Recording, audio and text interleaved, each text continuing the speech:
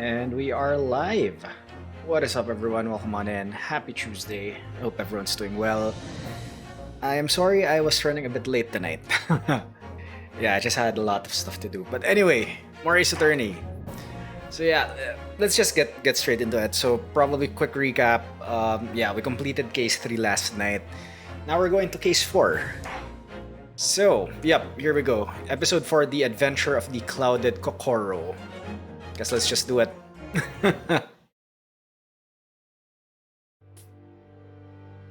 Right, episode 4. The Adventure of the Clouded Kokoro. Turnabout. I begin to think, Wilson, said Sholmes, turning his head languidly in my direction, that there is more to this case than that which we have observed. Indeed, that there may be another part to this story that we are yet to discover. His eyes wandered, following the steam rising from his cup of herbal tea, leading him to the distant memory of that snowy evening. Looks like we have To the another young murder. lady collapsed on the pavement along Briar Road, and to the knife in her back. Lit in the soft glow of gas lamps, a most extraordinary scene had been set. And under the cover of a light fog, the curtain had risen silently on the insoluble mystery of our invisible killer. Yay, you have another murder. Oh, we're in Chief Justice's office again. 19th Feb, 9:47 a.m., British Supreme Court, Lord Chief Justice's office.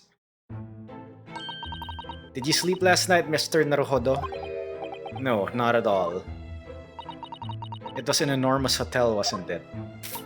The rooms were so luxurious I felt like we were staying in a palace.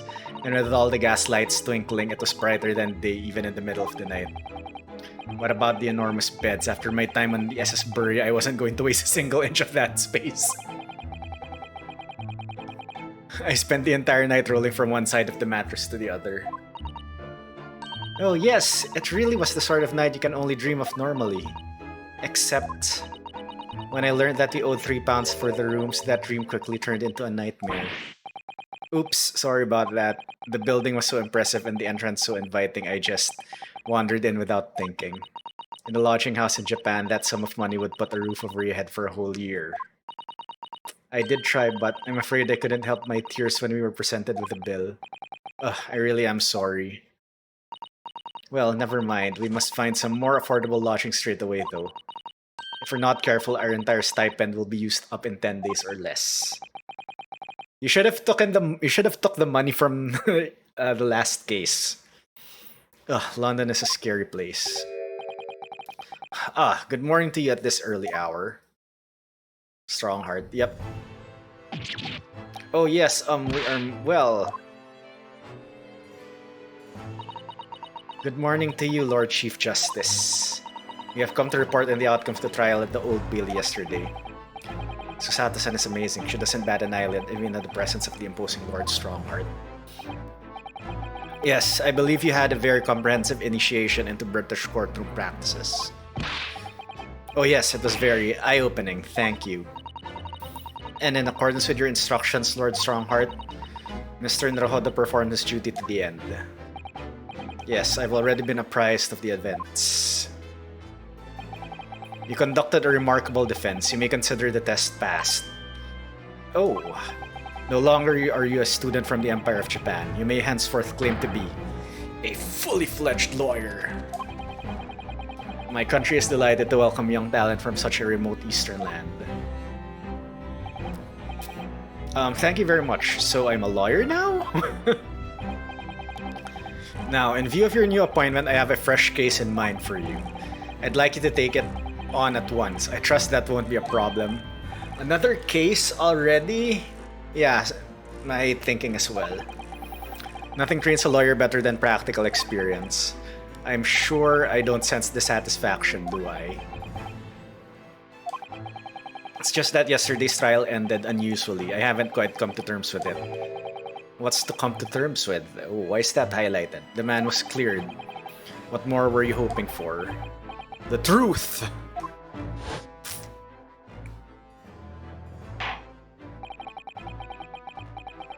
The culpability of defendant has not at the present time been established by this court. Consequently, the jury will not be required to prefer judgment.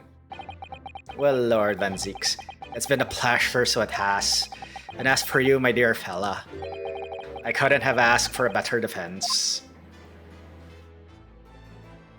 Breakdown.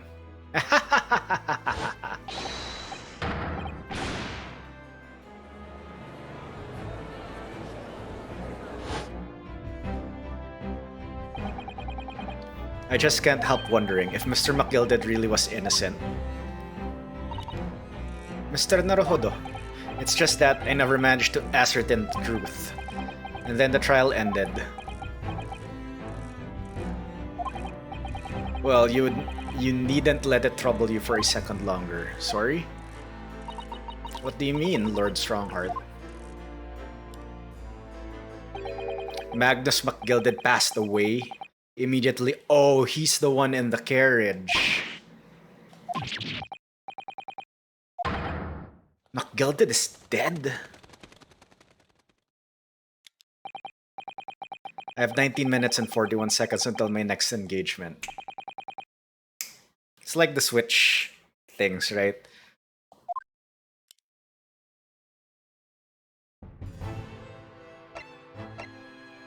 Okay, who's in the court record? It's just my armband. I have Susato and Strongheart. Alright, converse. Gilded's death. I don't understand what happened. How can he be dead?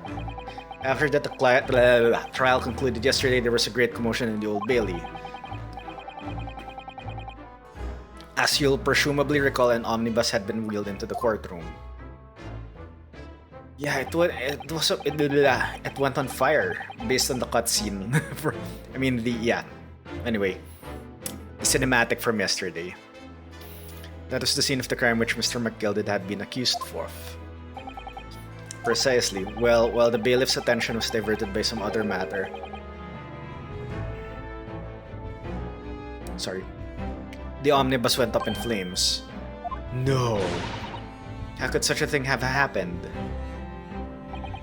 That is being investigated as we speak, but already the police have identified the corpse found inside the charred shell of the carriage as that of McGilded. That's awful. The man must have slipped inside whilst the bailiff's attention was elsewhere. And how could that have happened? That is also being investigated as we speak. Thinking back now, immediately after the trial, Mr. McGilded did mention going back into the courtroom to look at the omnibus. Well, I must be making tracks now. It is time for the inspection. Sorry? What inspection? They're going to examine the omnibus again, so I'm told. I asked if I could be present in it for myself. An inspection of the omnibus? Not to my knowledge, I don't believe Scotland Yard had any intention of re-examining the carriage. But then who was McGilded talking about? Never mind that now, the Yard is making a thorough investigation. This matter is no longer any concern of yours, leave it to the police. Poor McGilded. Hey, British Court. So how did you find your first taste of our country's Supreme Court? Oh well, I don't know. I mean, it was wow! Mr. Naruhodo means that the whole experience was steeped in the solemnity of Great Britain's long history. It's really a world apart from our own judicial system in Japan, which is only a few short decades old. Wow, Susato-san has such a way with words. And you seem to have a way of failing to find the right ones. The judicial system here is the most advanced in the world. Learn all you can. Really? The most advanced in the world, is it? Like the summation examination, it was fortunate that your very first trial was a simple affair. Simple? That was simple? So I believe I mentioned yesterday morning it was a trial you couldn't lose. Oh, that's interesting. I don't mean to be contrary, Lord Strongheart, but the case was anything but simple. The circumstances of the case were so incriminating I was stunned when I first heard them. In fact, I'm still finding it hard to believe that we managed to get a favorable verdict. Is something funny? No, my apologies. However, the fact is that you did receive the not guilty verdict you set out to achieve. And that can only be attributed to exceptional talent, wouldn't you agree? Well, I don't know about that. Well, never mind. You exceeded my expectations, I freely admit. That much, at least, is an undeniable truth. Which is precisely why I have prepared the new case for you that I've mentioned before. What was he going to say before? Could you perhaps give us more details about the new case you mentioned? Don't tell me. It's a murder, and the trial starts in 10 minutes. All cases in Ace Attorney are always murders. Don't worry, it's nothing so alarming or quite so urgent as your last assignment. In fact, this case is completely different. Oh, I see. Naruhodo. That is to say, no one has died yet. Oh, no murder. Not a murder. Wow, really? And the trial will not be today. There's plenty of time to research the case thoroughly. 23 hours, 43 minutes, and 19 seconds to be precise. Yo, Annual, what's up? It's judging me on the lack of fish, I know. Well, that's Great Britain. There might be fish and chips.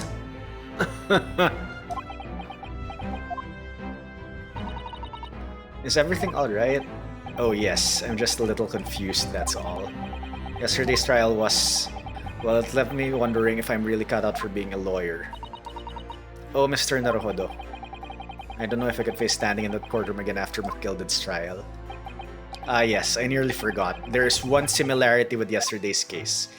It's a murder! Once again, there is currently no one to advocate for the defense.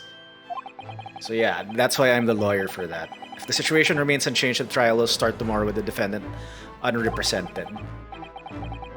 If that happens, I need not remind you of the inevitable outcome.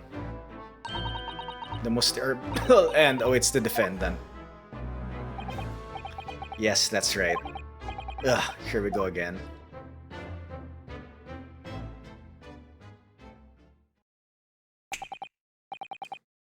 Your time is up. You'll have to excuse me. I would advise you to begin making preparations for tomorrow's trial. After all, the clock is ever ticking. There's now but 23 hours, 26 minutes, and 39 seconds until the court sits. Last time he mentioned the 23 hours, he said there was plenty of time. And one more thing. There's something I should like to ask you. Oh, what's that? Yesterday, you remarked upon something. That you intend to see through the will of your late compatriot, Mr. Asogi.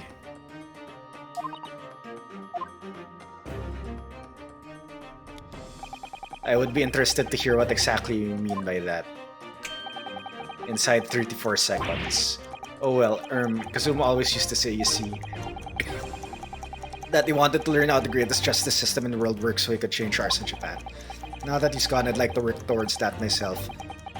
There's another thing. Oh. Another thing? Continue. On the way here on the steamship, he said something to me. There's something very important that I have to do.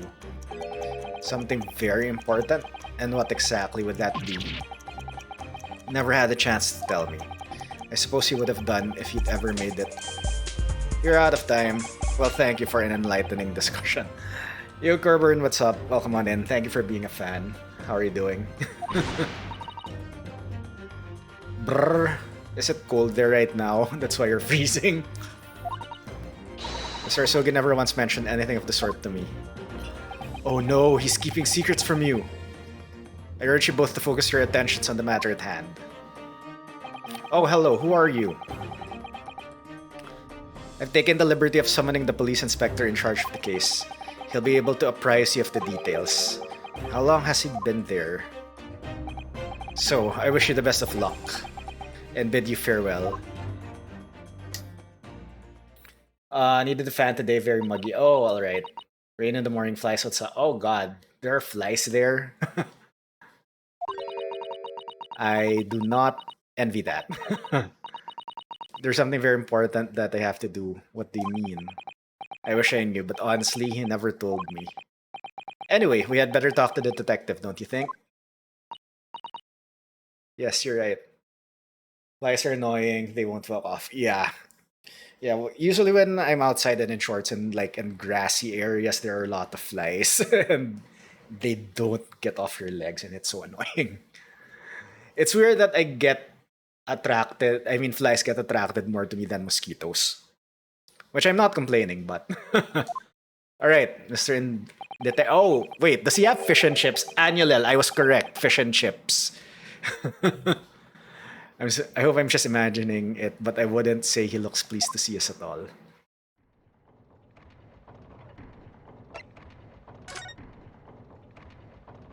We have a lot of grass that's unmowed. Oh yeah, because it's like wet, so you can't really mow stuff because it's still muddy and mushy.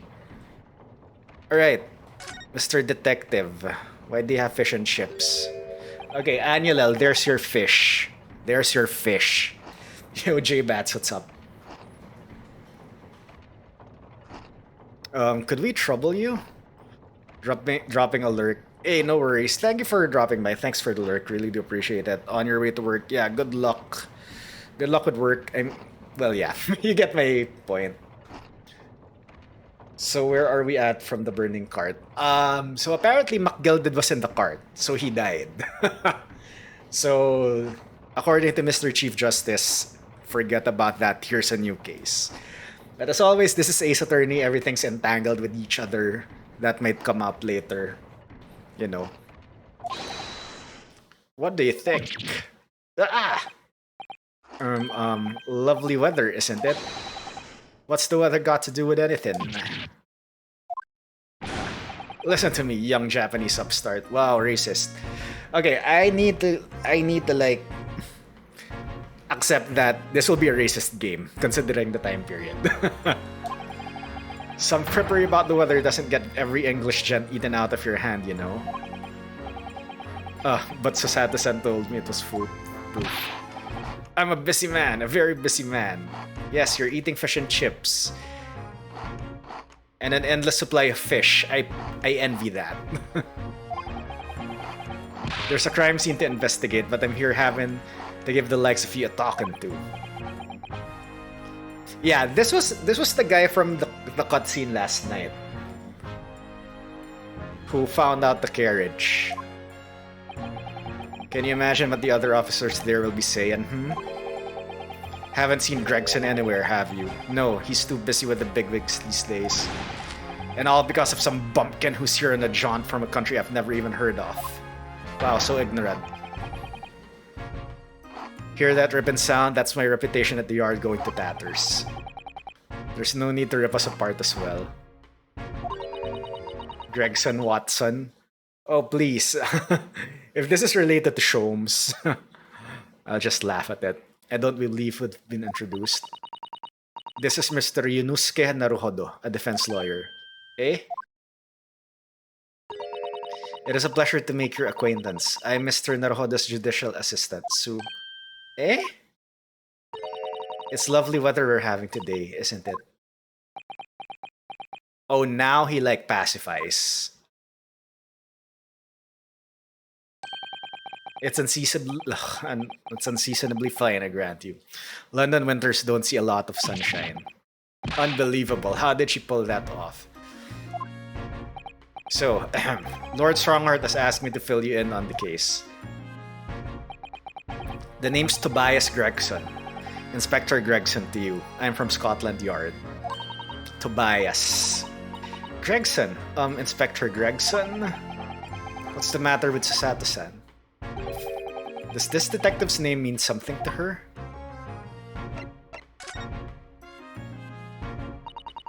Inspector, are you perhaps...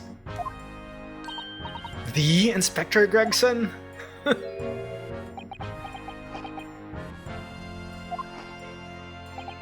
You're acting like you know this man, Miss Susato, but he's a London detective. Oh, I do know him. Very well, in fact. Very well? Yes, he features prominently in The Adventures of Sherlock Holmes. Oh, in that publication. What's it called again? Rants Magazine? That's right. Inspector Gregson and Mr. Sholmes enjoy a wonderful friendly rivalry. Really? You rival the great Mr. Sholmes? That's incredible. Oh, well, I don't know about that. Mr. Sholmes isn't a professional like myself, of course. But he does come up with the goods from time to time. Mr. Sholmes is equally complimentary about you, Inspector, isn't he? You've earned his highest praise. Gregson's the pick of a bad lot of all the Scotland Yarders. Those were his own words. That's his highest praise? Well, Mr. Sholmes isn't particularly known for giving compliments, you see. That he is not, and thanks to that magazine, my name's known all over London town by now. That's great, isn't it? I have to admit to start with that I was a little, well, flattered by all the attention. Everyone wanted to shake my hand and my reputation at the yard went through the roof. Well, that's wonderful. No, it's not! There's nothing more sinister than the man on the street. People are always looking at me now. They're whispering rumors about me under their breath, I'm sure. Rumors? Are you quite sure?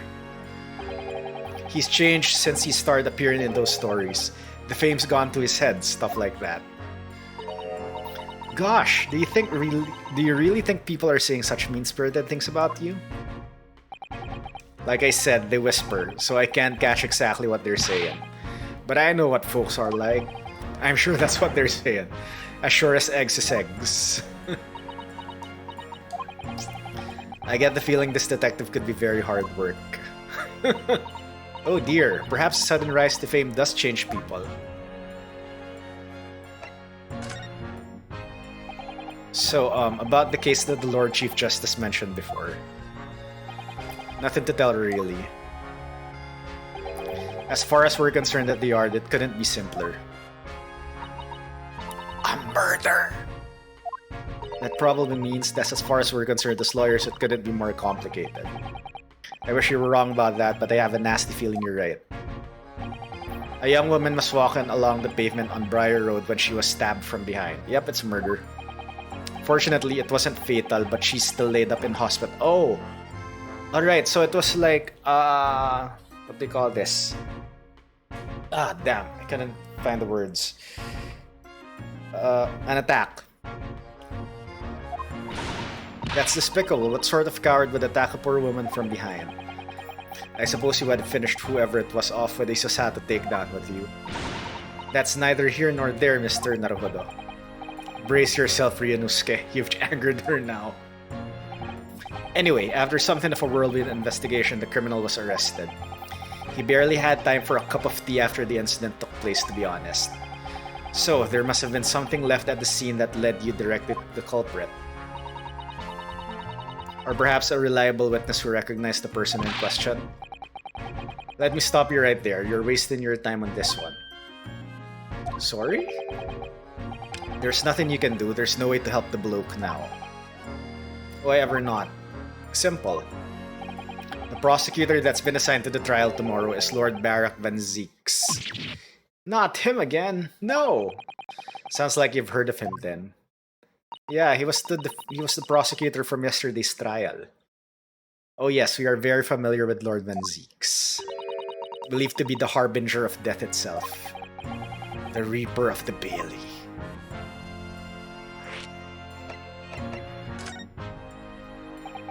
Lord Barak Van Zieks, who we faced in court only yesterday. McGilded told us about him before the trial, didn't he? When Van Zieks stands for the prosecution, they call the accused his sacrificial lambs.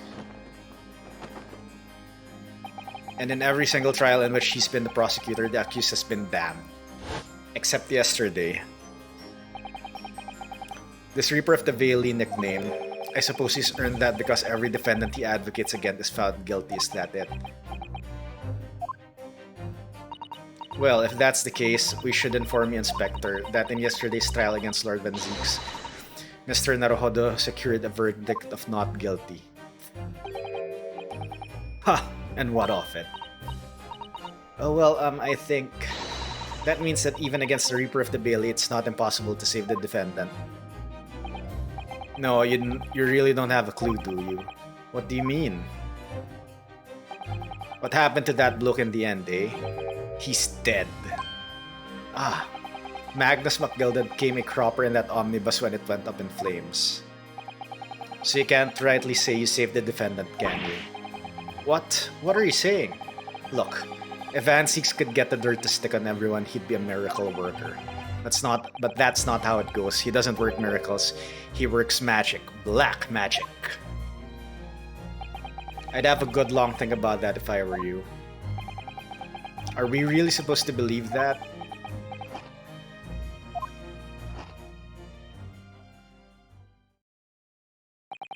Right, well, I filled you in as requested and I'm very nearly out of chips. No, you're out of fish. Well, I don't know. You have bottomless fish, but chips are the same. So I'll be heading back to the crime scene now. We're still carrying out a few investigations there. It was Briar Road, you said, didn't you? Where the incident took place.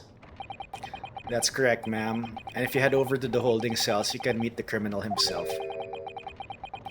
You've branded him a criminal already? He's as good as, shaken like a leaf in his cell he is. I'll give you a chuckle if nothing else. He's inmate 53. Speak to the jailer and he'll show you the way. Inmate 53, thank you.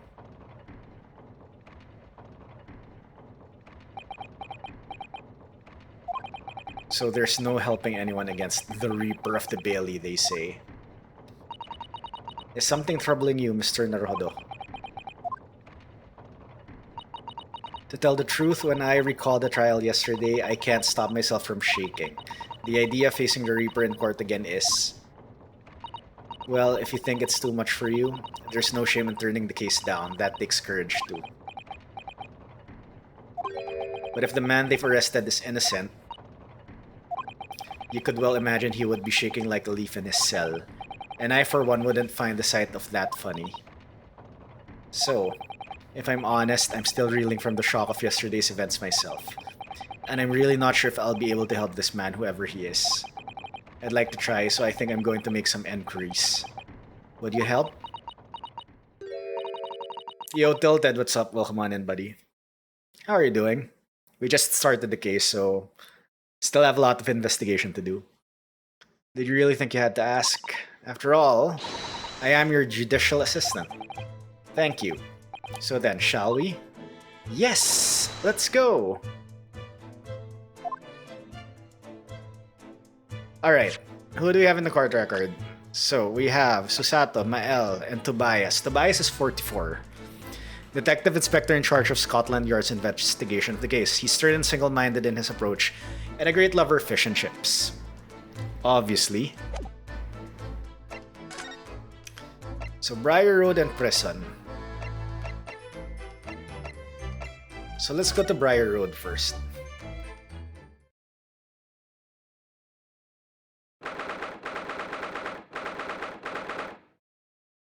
"19th Feb, Briar Road.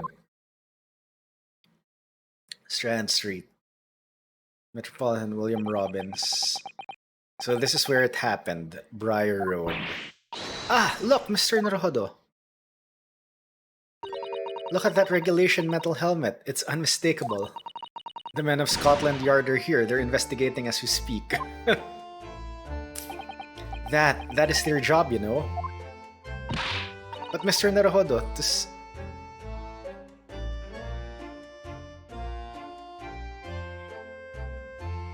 Ah, crap, I can't... This is a remix of the... Anyway, yeah. It's an English theme. To see one with my own eyes.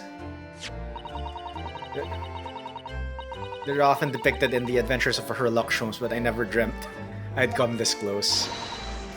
The real Bobby's helmet. What? The helmet? Hehe, of course. I have to try on one day. Well, I hope your happy dreams come true. I don't see Inspector Gregson anywhere. Shall we see if we can sneak past and investigate the scene of the stabbing? Why should we sneak? I don't want to upset one of those bobbies and be butted on the head by one of those metal helmets. My skull would crack in two, I'm sure. Oh no, an English bobby would never do such a thing. This is a land of gentlemen, you know.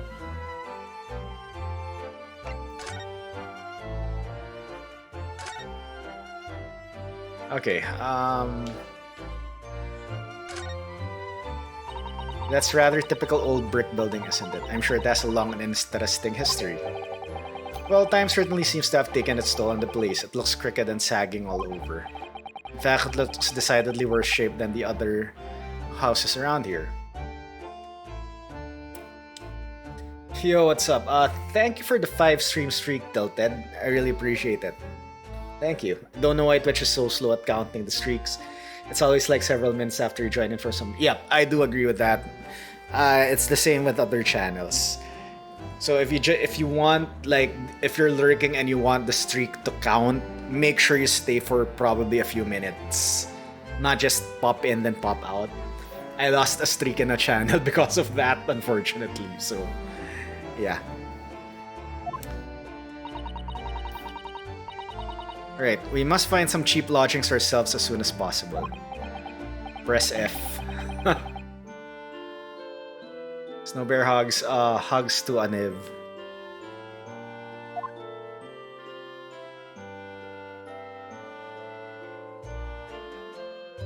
Okay, we have a bicycle here that has a flat.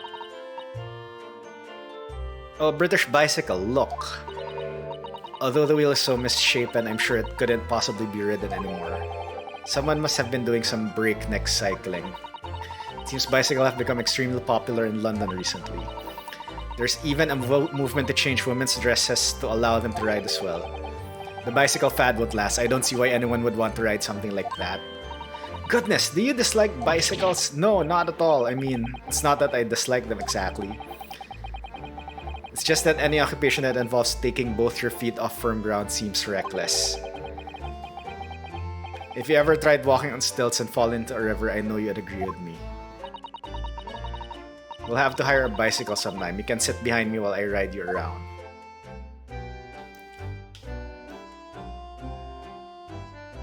So, why is there like smoke up there? The clouds look so big and heavy in the sky, don't they? And with the dense fog as well, everything looks hazy. Well, it's known as Foggy London Town. I just can't make out some sort of spire through the fog. Looks like it's still being built though. Oh, that's the Paris Tower. That must be the Crystal Tower being built for the Great Exhibition. Yup. Apparently it's going to be very striking, glazed on all sides and the symbolic centerpiece of the exhibition. It's to be the largest exposition in history, is it?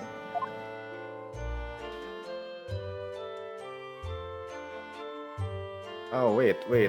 What is this? Why is this like... Why is this checked but this is not? Oh, look at the windows of that building there. They're all bricked up. Yep. I wonder why. Perhaps it's an empty property where nobody lives at the moment. There's smoke coming in from the chimneys though. Oh dear, everything still feels very foreign. There's so much we have to learn about this place.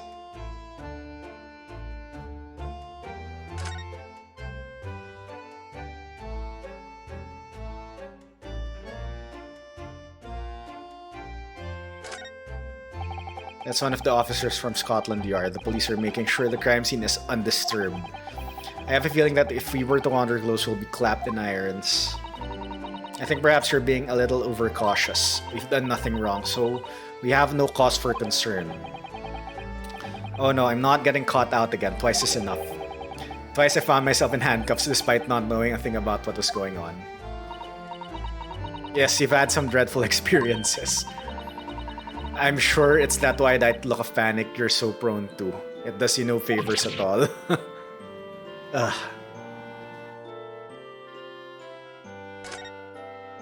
This patch of pavement must be where the incident occurred. Yes, it's a very wide open space, isn't it? That's true. I can't see anywhere an attacker could have been hiding. Oi! What are you foreigners doing here? Ah! Oh, we're just investigating the scene. Conspiring with that mustache fellas from Japan, are ya? Conspiring? Come here to destroy evidence, have ya? Get out of here before I give you an eye then. Go on. He shooed us away like rats. Yes, we should give him a wide berth, I think. What is a disappointing experience.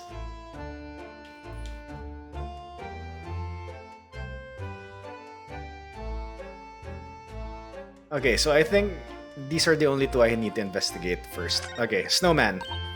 Hee hee, what a delightful snowman. I didn't realize the English had a tradition of making snowmen as well. It looks a little creepy though.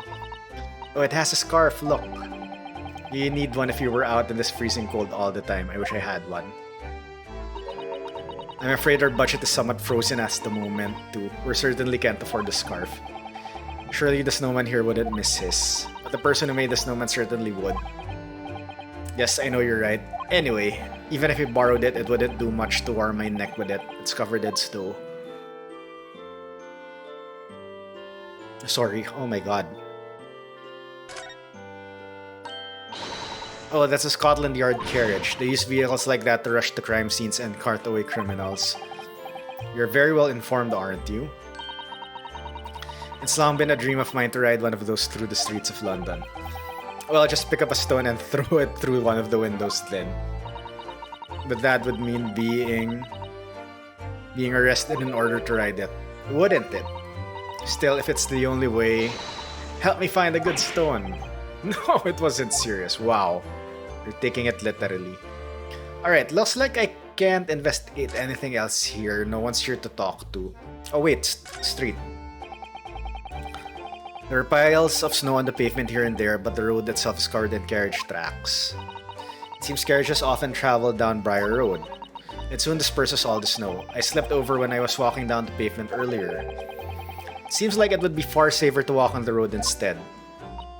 Oh, but you're rather small, Mr. Naruhodo, and dressed all in black. I worry coachman might not see you and you could be flattened by horses. Well, thank you for the rather small concern. Alright, so yeah, I think we'd have to move to prison. Inmate 53, right? Oh, hello.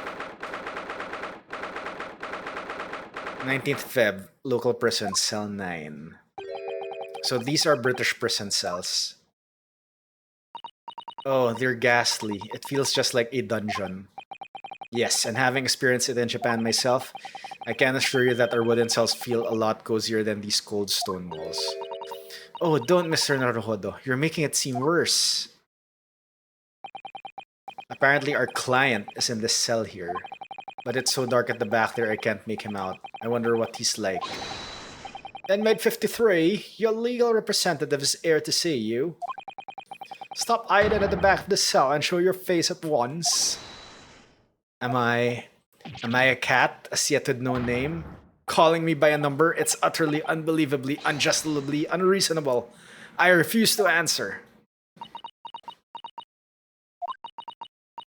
Mr. Naruhodo, what do you think is going on here?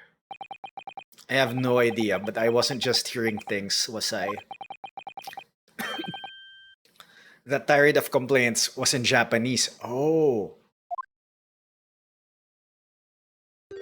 You're Japanese? Okay, I'm the racist one now.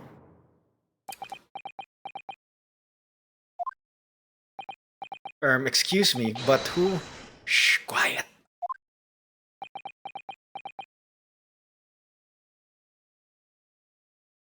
Why are you signaling? They're all around, hiding. I know they are. They're watching, listening. Even now, I can sense it.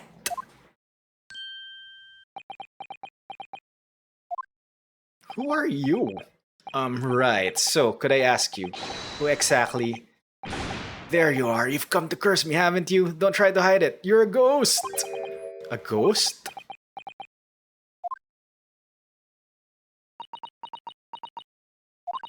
We mean you no harm, prisoner-san. Are you Japanese by any chance?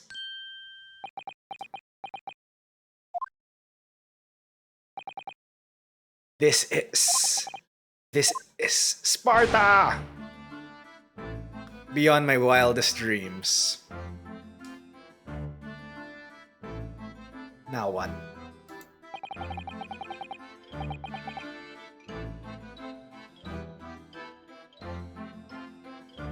Forgive me for that outburst before, I'm so sorry. Oh, it's fine. We're just a little surprised, that is all. Imagine it!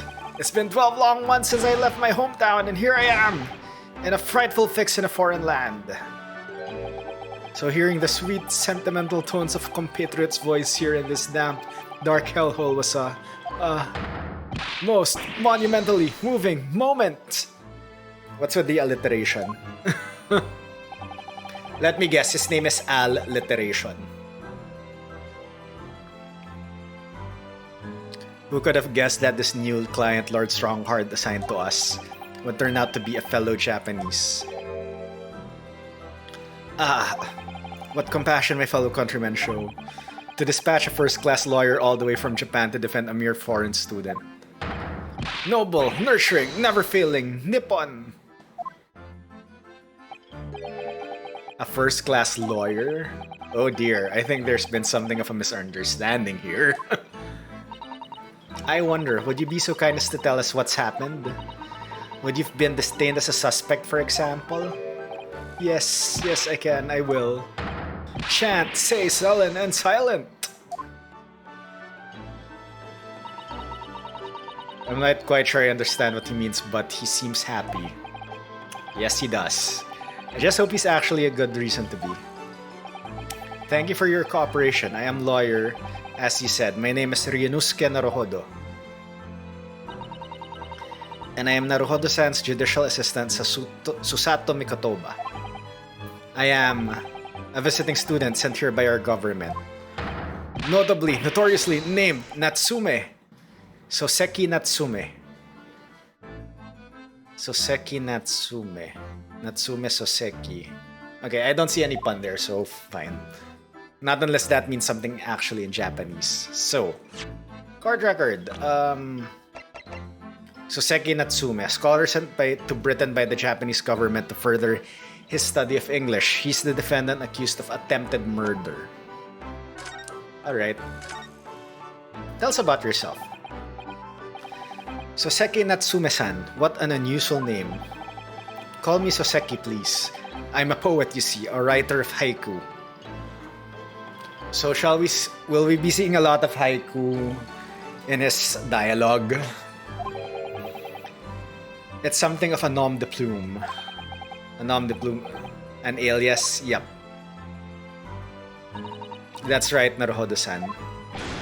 No, don't be so prosaic. It's much more refined than that.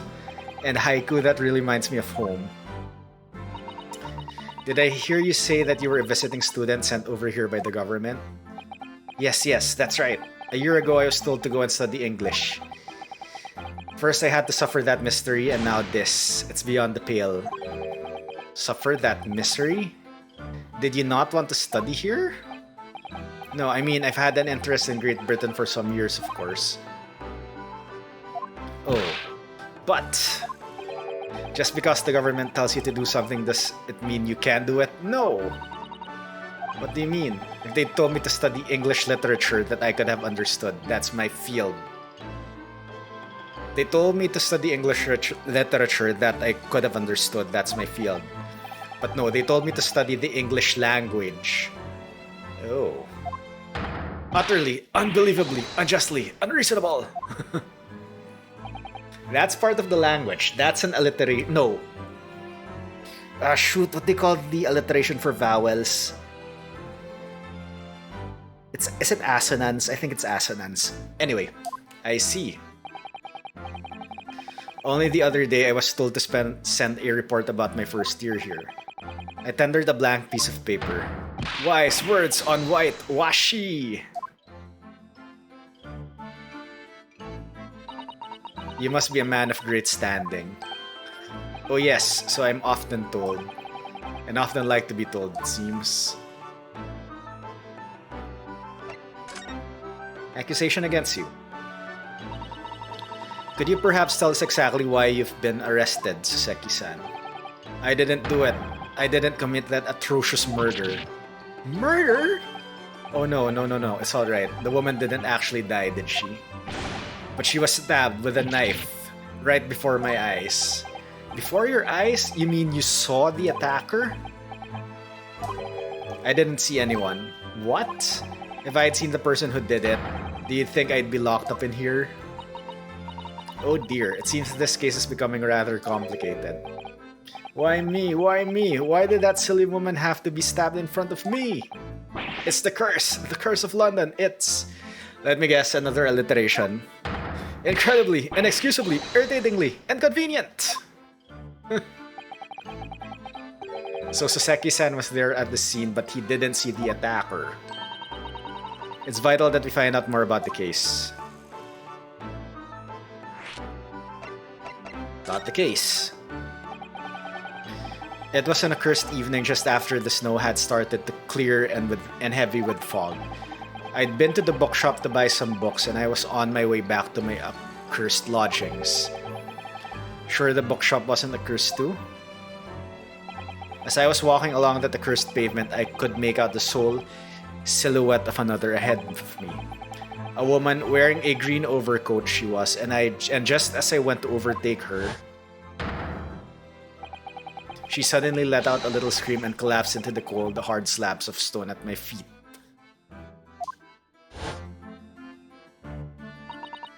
How terrible. I called out to the woman, but she didn't move. It was like a ghostly, ghoulish, grim graveyard. Slight exaggeration there, perhaps. I was terrified. I had to get away from there. So I ran as fast as my legs would carry me back to my accursed lodgings. That's not good. They'll say it was shameful, I know. To run away like that. Tell me, Soseki-san, was the victim an acquaintance of yours? Don't be ridiculous. Do you think I know any of these fair-haired English? And a young woman at that. I'm different, shy. I'm diffident, shy, timid, unsure. I can't talk to people. I see. A young woman unknown to Soseki-san. And at the time it happened, who else did you see nearby? Did anybody pass you? Regrettably, apart from myself and the woman, I didn't see a soul. So the victim was unknown to you and there was nobody else in the street at the time. That creates something of a conundrum, doesn't it? What conundrum?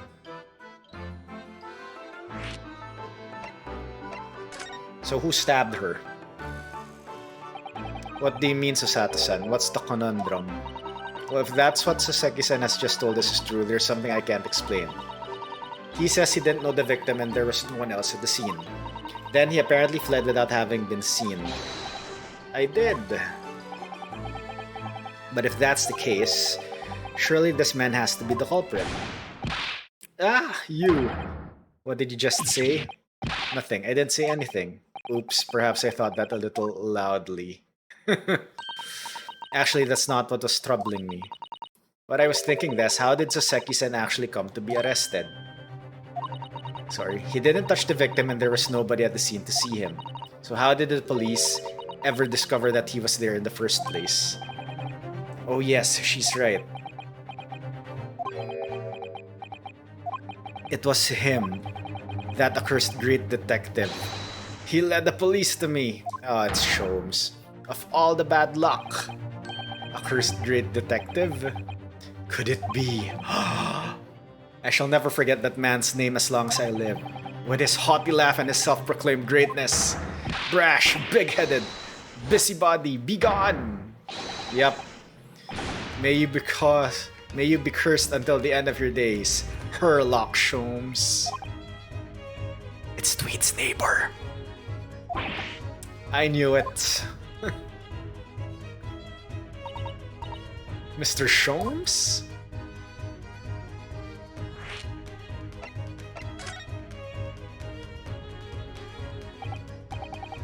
Well, I didn't... Sorry.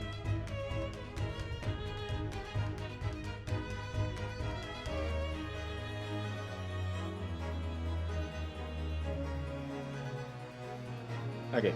Well, I didn't expect to hear that name from this man's lips, that's for sure. It was the morning after that nightmare had unfolded on the pavement before me. I was gnawing on a sliver of hard cheese when some men suddenly burst through the door. They started shouting at me, "This is the police, put the weapon down." Yes, it was a thin sliver, and yes, it was hard, but it wasn't eating a weapon. Discussing, dietary, discrimination, devils. Are you gonna have a lot of alliterations in this case? Come on. He clearly had a trying morning yesterday. And there he was in the middle of all the policemen, grinning like a Cheshire cat. That Herlock Sholmes. It's actually just Herlock Sholmes. He's English. I've since found out that he's a famous name in detection here in London. Yes, the great detective is really very well known. And his overly sharp mind managed to deduce my whereabouts apparently. He thinks I'm the one knife-wielding madman. Me, this week's stooped kitten of a man. I wonder what great deduction process led him to this conclusion this time. Are we gonna have another dance of deduction this case? Do you mean to say that Mr. Sholmes' deduction was the only reason the police arrested you? That would be really most unreasonable. Well, the thing is, I was thrown into a panic when they barged in their way in. Of course you were, that's only natural. I was terrified and trembling, and they kept throwing question after question at me, in impossible English. Fiendish foreign film flamery. Well, we are in England, you can't really blame them for questioning you in English. Good point, but my mind went blank. I knew I had to answer, but I didn't know what to say. So I just kept repeating things like, yes I do and I'm fine. The next thing I knew, I was in manacles, and before I knew it, I was thrown in here. Oh dear, I'm afraid that's hardly surprising. I'm fine, he's not fine now. Mr. Naruhodo Esquire. Oh, you can just call me Naruhodo. And when we're speaking English, a simple Mr. is more than enough. Oh yes, alright. Yes, they've really got me. This country is poisoning my mind. But please, I beg you to defend me in court tomorrow. You can tell them what really happened. You'll do it, won't you? Well, you have to tell me what happened first. Why? Why is it so hard to say yes to me? Well, the thing is, I'm just a student like yourself, on a study tour. A student? I have defended the case in the Old Bailey, only with one though. But at this moment in time, I really don't know what I'm supposed to believe in. I'm confused about what justice in this country even means. Oh, Naruhodo-san. I'm not even the foreign student who was supposed to be here. I'm sort of locum lawyer, I suppose. But that armband, that's the mark of the defense lawyer from our great empire. It's a keepsake from the man who should have been here. He was my best friend. A keepsake? I'm doomed. I know exactly what they're saying about me. Oh, who do you mean? The lawyers, all of the British defense lawyers, they wouldn't defend me. Goodness, why do you say that? For the same reason as you noted before, when it happened, there was only the victim and myself around, and I ran away from the scene of the crime. I'm not a fool. I know it looks as though I must be the culprit. It must be very hard for you, Soseki-san. And anyway, I'm a student from overseas. I'm just a foreign nobody to them, somebody not to be trusted. I heard them openly laughing about me before in my earshot without any compunction at all. Any trial for this man would be a waste of time, they said, and of course the foreigner did it.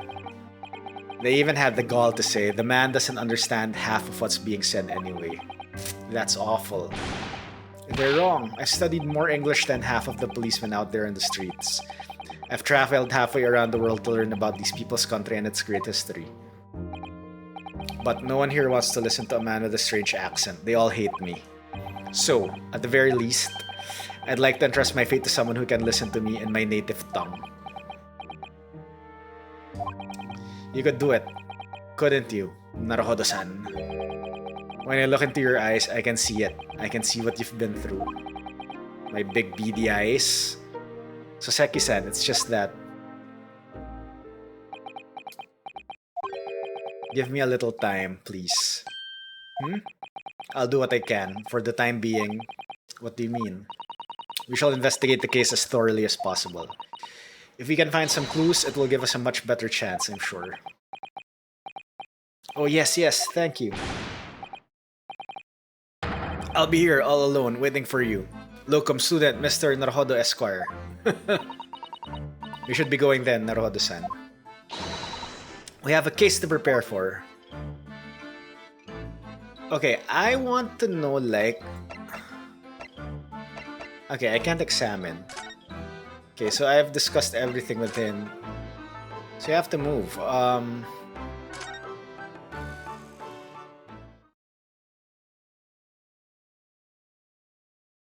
Oh. Mr. Fish and Chips is here. What's the Japanese delegation doing here? Oh yeah, ads will start in a few seconds, so I do apologize for that. But yeah, I really hope you do stay around for those ads. Oh, Inspector Gregson. It looks like he's not trying to take a shit. This isn't on the tourist trail, as I'm fairly sure you're well aware. Yes, of course, we're here to investigate. So you've been to the holding cells then. What do you think of the criminal? He's not a criminal as you put it, Inspector. He's a suspect. We'll see about that. You Japanese like to stick together, I suppose. Well, do what you will, it doesn't bother me. The bloke's in court tomorrow, whatever happens. And the verdict's a foregone conclusion. Ugh, the stone-cold air of rejection. Take heart, London at this time of year is full of stone-cold air. That makes it worse somehow.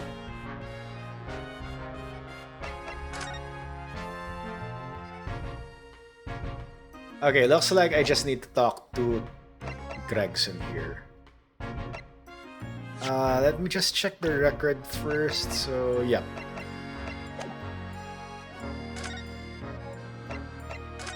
Scotland Yard. Tell me about Scotland Yard, Inspector. Ever since I read about it in The Adventures of Sherlock Sholmes, I've been fascinated by the place. The Yard. It's the most sophisticated police and organization you'll find anywhere in the world, ma'am.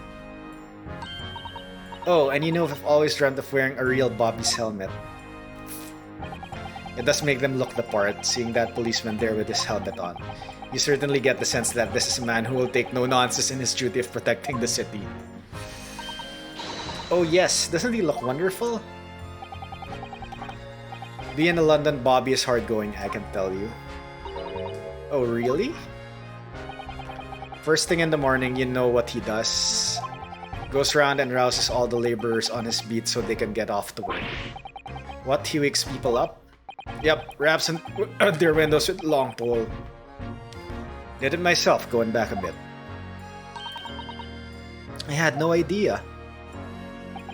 The Bobby works for the people of the town. It's just another one of his duties. After that, he starts tirelessly patrolling the streets all day long. He has to cover 20 miles a day. That's the regulation distance. I can't really imagine how far that is, but it sounds like a long way. Let me see. Okay, what units are Japan using that time? 20 miles, that's approximately the distance from Tokyo to Yokohama. On foot, that's definitely taking things a step too far. When it's dark, of course, he has the important job of lighting all the gas street lamps. Oh my. And I suppose in between all of those duties, Bobbies are expected to investigate cases as well. And chase after criminals trying to evade the law.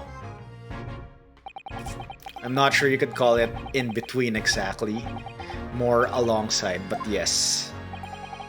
They're expected to handle these jobs as well. We do have men keeling over from time to time, I admit. I'd always dreamt of wearing one of those helmets, as I said. But it's with a heavy heart that I shall have to relinquish that dream to you, Mr. Naruhodo. But why me? Your heavy heart will be my heavy head if you do. Tell me about the case. It happened around 5 in the evening 2 days ago, just there on that open bit of pavement. The victim, a young woman, was stabbed with a blade from behind. Is it right that the lady is still unconscious now? You mentioned that she being treated in the hospital. I never said she was a lady. Truth is, unless she comes around pretty smartish, we won't be able to find out much about her at all. Suppose that means they haven't been able to take a statement from her, of course. Here's a map of the local area I happen to have of me. You can take it if you want. Really? Are you sure? Of course, I need to point out something later in the case with this evidence. It's yard policy to give lawyers, defendant suspects the odd bit of information to go on. I haven't actually accepted the job yet, but still. Thank you, Inspector. We'll gratefully accept.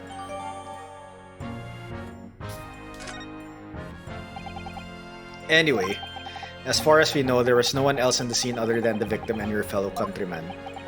So who did it, do you think? Not much of a head-scratcher, is it? Well, I know Mr. Natsume is also claiming not to have seen anyone else around, but just because you didn't see anyone doesn't mean we can be sure that nobody else was present. I'm sorry I have to tell you, but we most certainly can be sure. It's the snowman! How? Because, ma'am, the precise moment of the stabbing didn't go unnoticed. What? There was a witness? We have two very reliable witnesses, no less. It was a typical foggy London day and your client obviously didn't see them. There were witnesses now? Tell me about the witnesses. Who are these witnesses, Inspector? A fellow and his wife, and the man's one of the most reliable and respected citizens in all of London. He's a copper from Scotland Yard. A policeman? That might change things. And this policeman just happened to be there at the exact moment the woman was attacked. Nothing peculiar about that, ma'am. Part and parcel of being a bobby, catching them bang in the act and all that. Do you think it might be possible for us to ask that policeman a few questions? No badgering? Oh, okay, wow. Be my guest, you can ask him what you like in court tomorrow. Okay, yeah. I have no doubt he'll be summoned as witness. So that'll give you something to look forward to. That's that then. He got no intention of letting us meet the man beforehand, it seems. Policeman witnessed the incident. As your judicial assistant, I must warn you that this could make our job very difficult indeed. No shit, Sherlock. Yes, as a non-judicial assistant, it could have warned me of that too. Oh yes, one more thing, Inspector. The person who led you to the suspect. I hear it was Mr. Sherlock Sholmes. What are you bringing him up for? Was it something I said? The color has drained from his cheeks.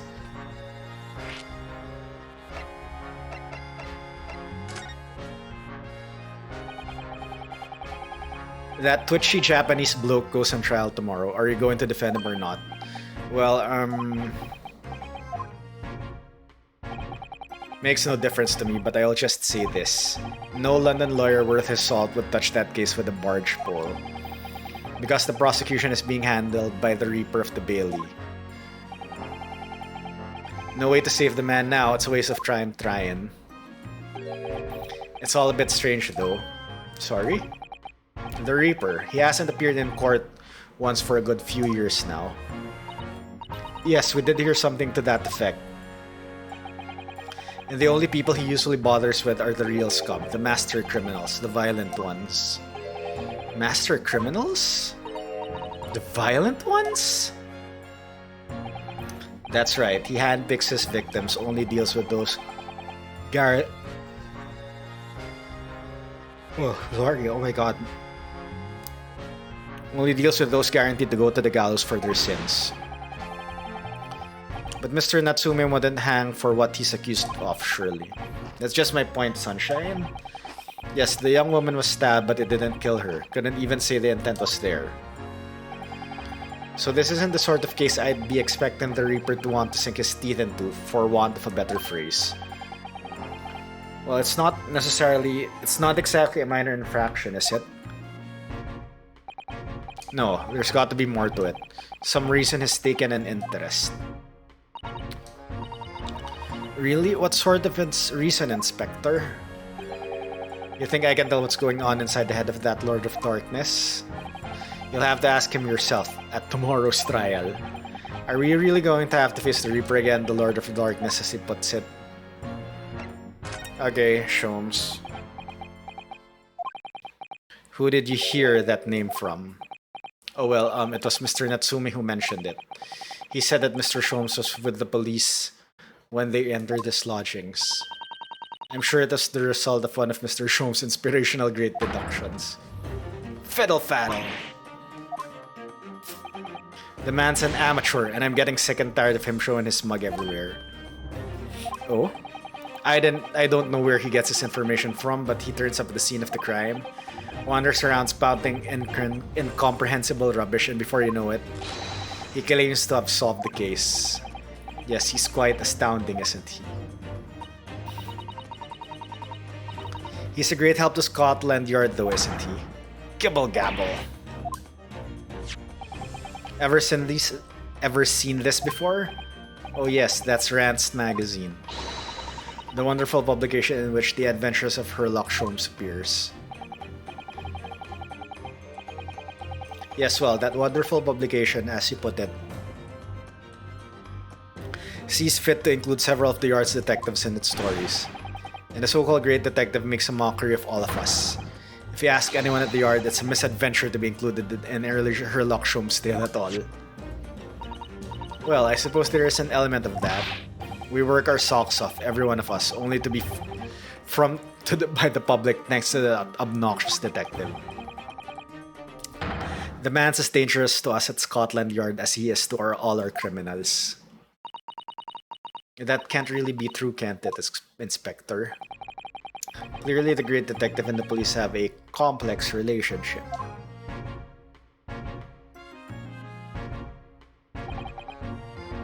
Well, I don't think we're going to get any more useful information out of the detective. Mr. Narodo, can I make a suggestion? Oh yes, what is it? Well, it seems to me that we must speak with him about this. By him, do you mean Mr. Sholmes? Yes, Mr. Sherlock Sholmes, exactly. Where is Sholmes anyway? Let me guess, he's behind her. Well, Mr. Natsume did blame Sholmes for all of this, didn't he? Yes, he did. He really did. Which makes him an involved party in the case. Are you just going to ignore that? I hope not.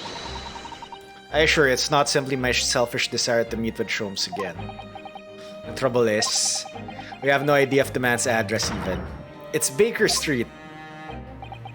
How do you know that? It's in the stories, of course. 221B Baker Street, the most famous address in the world. Oh well, I see. Well, there's nothing to stop us from going, I suppose. We'd better try to find our way there before Susato-san gets any more excited and unpredictable. Hurrah! I'll summon a carriage! So we're to have a reunion already. With the greatest detective, Mr. Sherlock Holmes.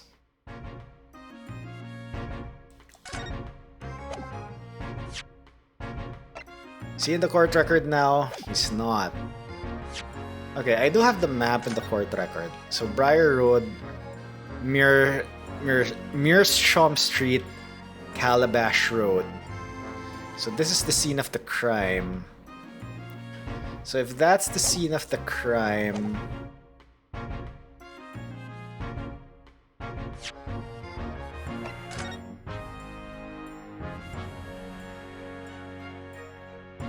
This street is...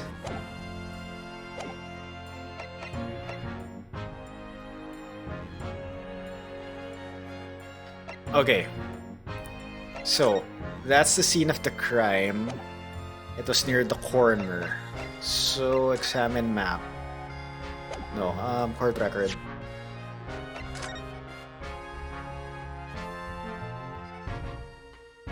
Oh, so that is Briar Road. This is Briar Road. This is the other street. Alright.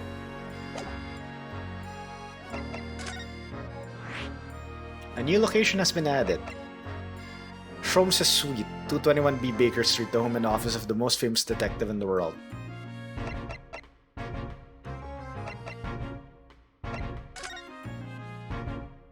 Okay, let's visit Sholmes. You can spot the red psycho though. What's up, Mytho? Welcome on in.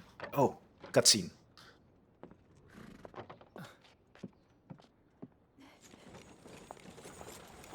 Thank you very much. It's just up there overlooking the street. Good day. Good day. Thanks again.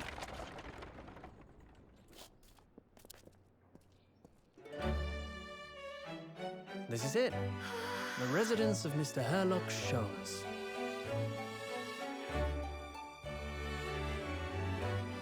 Wow.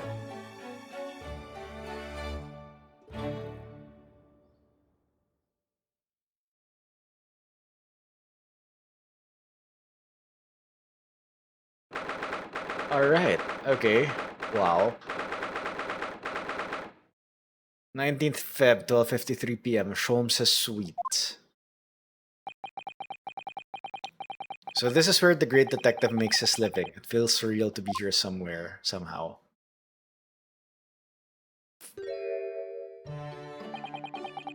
Is it as described in the stories, Miss Susato? Susato-san. Many famous cases have been solved here in this very room. Oh, I suppose they must have been, yes. I've never read the story, so it's hard to get quite as excited about it as she seems to be. The detective chases the villain relentlessly as he disappears into the fog down an unlit London street. Oh, the thrill of it, the romanticism. Can't you feel it, your heart thumping in your chest? Can't you, Mr. Naruhodo? Oh, I suppose I can, yes. So if you don't mind, I'll just stand here and soak up the atmosphere for a while longer. Please don't mind me. She's obsessed. Well, looks like our detective friend isn't home at present. Excuse me, is anybody home? Oh, do we have a visitor? Oh, hello. You're the girl from yesterday's case. You're the little girl following Gina. Hello. Wait, aren't you... Oh, how rude of me.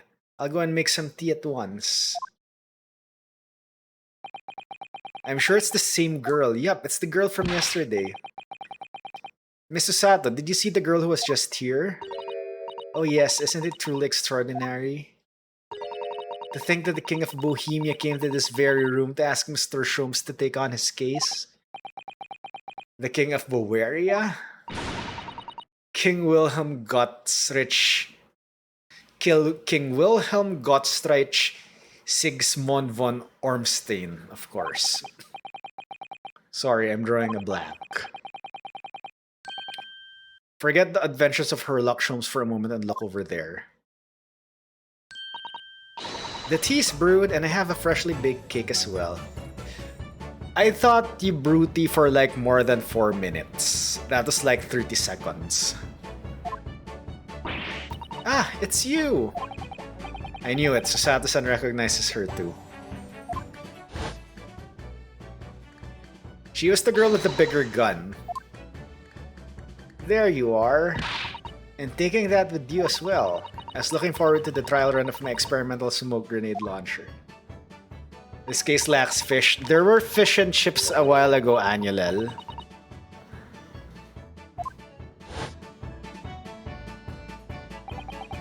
It's the girl who turned up at the end of Mr. McGilda's trial in the defendant's antechamber. I've never met a lawyer from the Far East before. Who are you, having to get straight to work when you've only just arrived in London? Oh yes, it was challenging. Well, try this tea. It's my special blend, you know. Oh, thank you. Is tea supposed to look that color? Let me guess, it's Earl Grey. What a fragrant yet mellow flavor. Hooray, it's a winner. I tried blending different leaves designed to alleviate fatigue, you see. You must be exhausted after your long voyage here, and you have another ticklish trial tomorrow. Oh, and you're to defend a Japanese man. I do wish you lots and lots of luck. Did Mr. Sholmes tell you about us by any chance? Oh, you know Hurley, do you? Hurley? Mr. Sholmes to you, surely. Mr. Sholmes was a fellow passenger in the boat that brought us to Great Britain, you see. Was he really? Well, I had no idea. I'm afraid Hurley's out on an errand again today, even though he's just returned from overseas. Wait a minute. We met this girl for the first time ever yesterday after the trial and only briefly after that. How on earth does she know so much about us? She's a stalker. Did she deduce all those things, do you think? And perhaps more to the point, why is she here in Mr. Sholmes' suite? Oh, silly me, I haven't introduced myself, have I?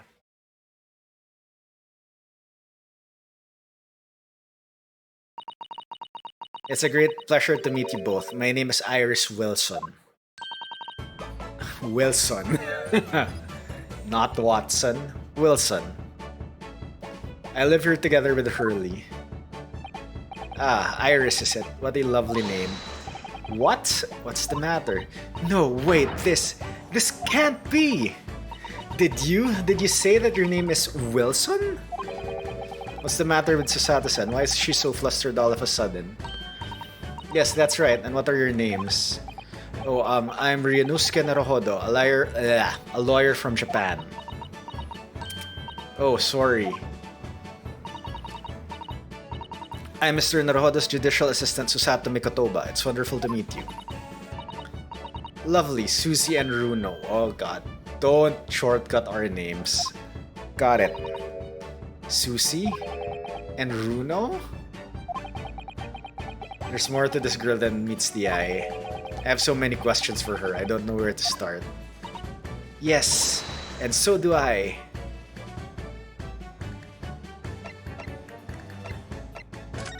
Okay, I want to examine first.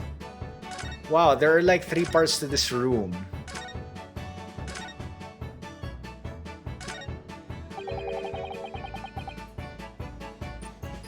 What on earth is that big black lump over there? That fascinating thing is called a typewriter. It's a machine that allows you to write on paper without needing a pen. And wizardly quick too. Ooh, that sounds like it could be very useful for someone like me with terrible handwriting. A typewriter.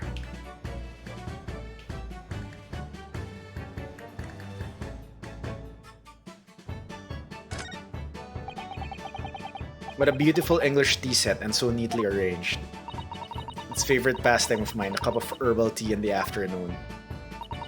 Tea made of herbs? That's right, I grow all sorts of herbs in the garden so I can experiment with different blends. One moment, don't go away, I'll brew a pot of the special blend I came up with earlier today. She looks delighted, I only hope it's safe to drink. Herbs.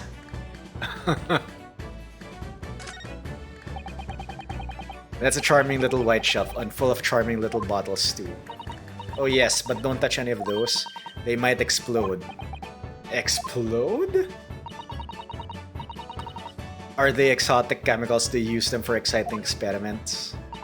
Yes indeed, and as Shirley always says, chemistry is an explosive science. Sorry? I agree, a single discovery can trigger an explosion of innovation all around the world. Or perhaps he just meant it literally. Either way, mental note, do not touch any bottle that belongs to Iris.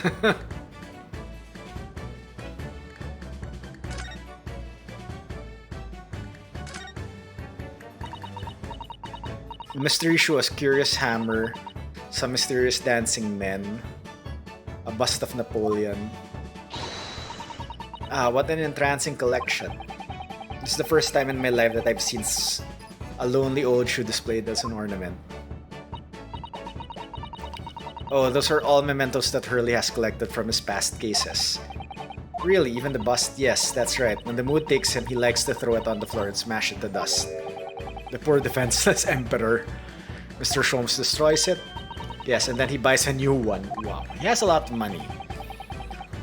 You make it sound like he has the temperament of an insane sculptor. How entrancingly bohemian of him.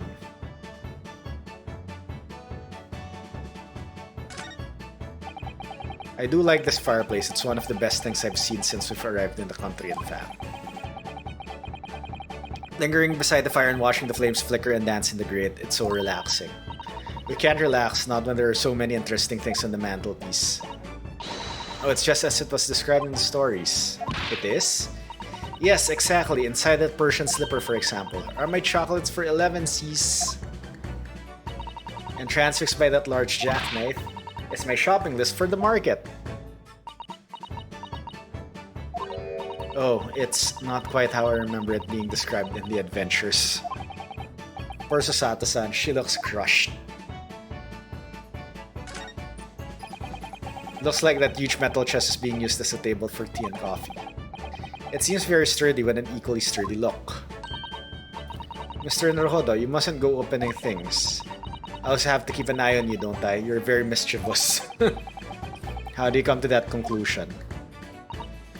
Ooh, that chest. Contains some of my most valuable things. And that smell tells me you're not going to give us any clue about what they are.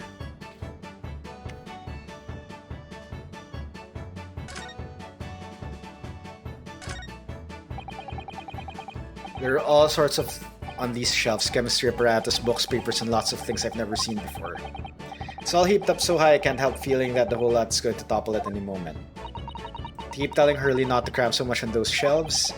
Good advice. He wanted to look something up in one of those books a while ago. But it was so tightly wedged in he couldn't get it out, so he went and bought a new copy instead. I clicked it again, damn it.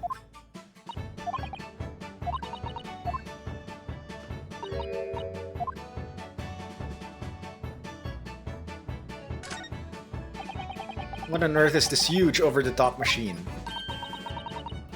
That's the great analytoscope. I can analyze anything really, anything at all. That's absolutely incredible. It's one of Hurley's inventions. It took him a whole year. He said it was to help with him, and it is to help him with his investigations. What sort of things has he analyzed with it, do you know? Well, actually, he hasn't used it for anything yet. Oh, why not? Apparently, on the evening he finally completed it, it suddenly occurred to him. I don't actually have anything I need to analyze. Oh dear. How about you, Runo? Do you have anything you'd like to analyze? The only thing that springs into mind is this machine itself.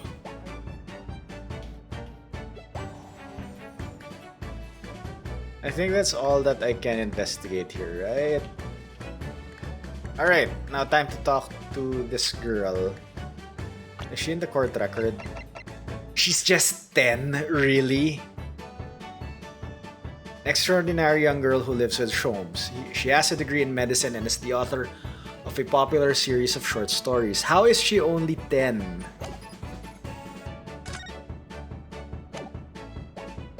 I thought she was just like short. She could have been a teen, damn it. And was just short. Okay. Yeah, we really shouldn't be saying anything. It was you that we ran into yesterday, wasn't it? At the Old Bailey? Yes, that's right. You were ever so helpful. Thank you so much. Oh no, not at all. I'm so sorry we couldn't have been more welcoming. Though at the time, we did have a rather large gun pointed at us. Yes, this blaster. Thinking back now, you left with Miss Lestrade and Toad, didn't you? Oh yes, that awkward witness, Gina Lestrade. Oh, Ginny? Yes, she's a professional pickpocket. So we found out. It was very naughty of her to pitch my invention like that. Are you referring to that trial-disrupting gun-like contraption? Exactly, so I followed her, you see, to get it back. Perhaps I should think about fitting a self-destruct mechanism in my inventions. This girl's dangerous! Anyway, I brought Ginny back here after that, so she could apologize to my trusty technician. Sorry, your technician? Hurley, of course, silly. Hurley? Yes, Herlock Sholmes. We live here together.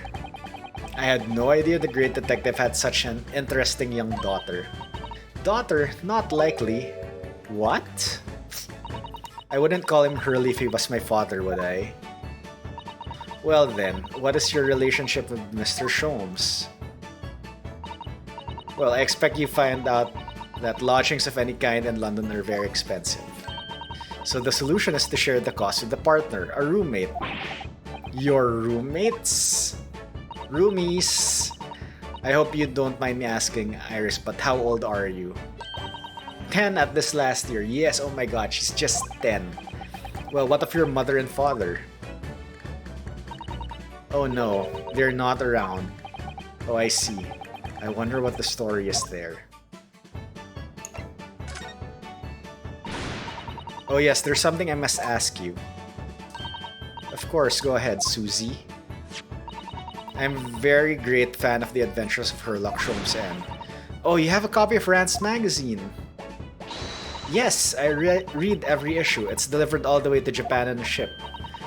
Oh, this is so exciting. My stories are being read on the other side of the world. My stories? That's right. Hurley's always solving such amazing cases, you see. And he tells me all about them. They really are quite fascinating. It would be such a shame if I was the only one who ever heard them, don't you think? Goodness!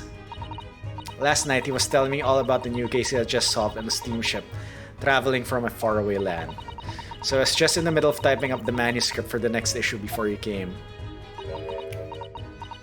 So you are the author! Oh. Yes, I'll let you in a secret if you like. I'm going to call this latest adventure the Speckled Band. Speckled Band? That's certainly very familiar. Of course, I always change one or two details in the stories here and there. This time, I had the idea of making a venomous snake be the cause of all the trouble. Oh yeah, the snake. The snake. Mr. Beef Stroganoff Snake. Oh, that was Mr. Sholmes' first thought as well, actually. Yes, and of course I know that snake might not be a credible fit for the facts of the case exactly, but it's a story. Some poetic license is justified to make it more thrilling, I think, don't you? That's called stretching the truth. So do you mean to say are the stories about Mr. Sholmes that are published in Rand's magazine all written by me? Yes, on my wonderful and very modern typewriter. But all the stories I've ever read are written by a doctor of medicine, Dr. John H. Wilson. Wait, John Wilson? Wasn't that the victim in the first case? Sato-san's getting more and more worked up. Ah yes, that's me. I mean, my name really is Wilson. But what about the doctor of medicine part? That's all true too. I'm a doctor of medicine. At 10 years old? No wait, was it...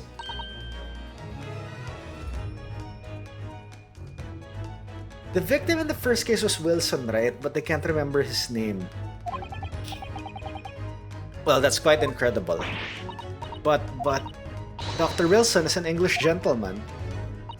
Ah, yes. I did alter the setting slightly for the stories to be more compelling.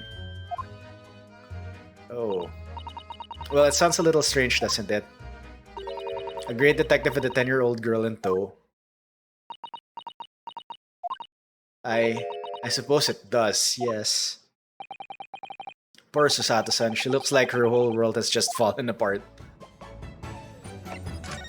your deductions just now.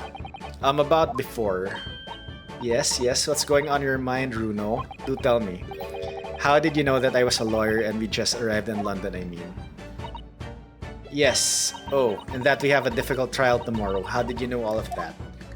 Herlock Sholmes told you. Oh, that's what you mean? Please tell us how you did it. Explain every detail. Of course, I'd be delighted, although there's really no mystery. Now let's begin. Oh, is she gonna do the dance of deduction as well? Oh, Iris Wilson is proud to present her Logic and Reasoning Spectacular! First of all, I knew already that you were a lawyer, Runo. After all, I met you yesterday at the Old Bailey in the defendant's antechamber. But you also said that we'd only just arrived in London. How did you know that?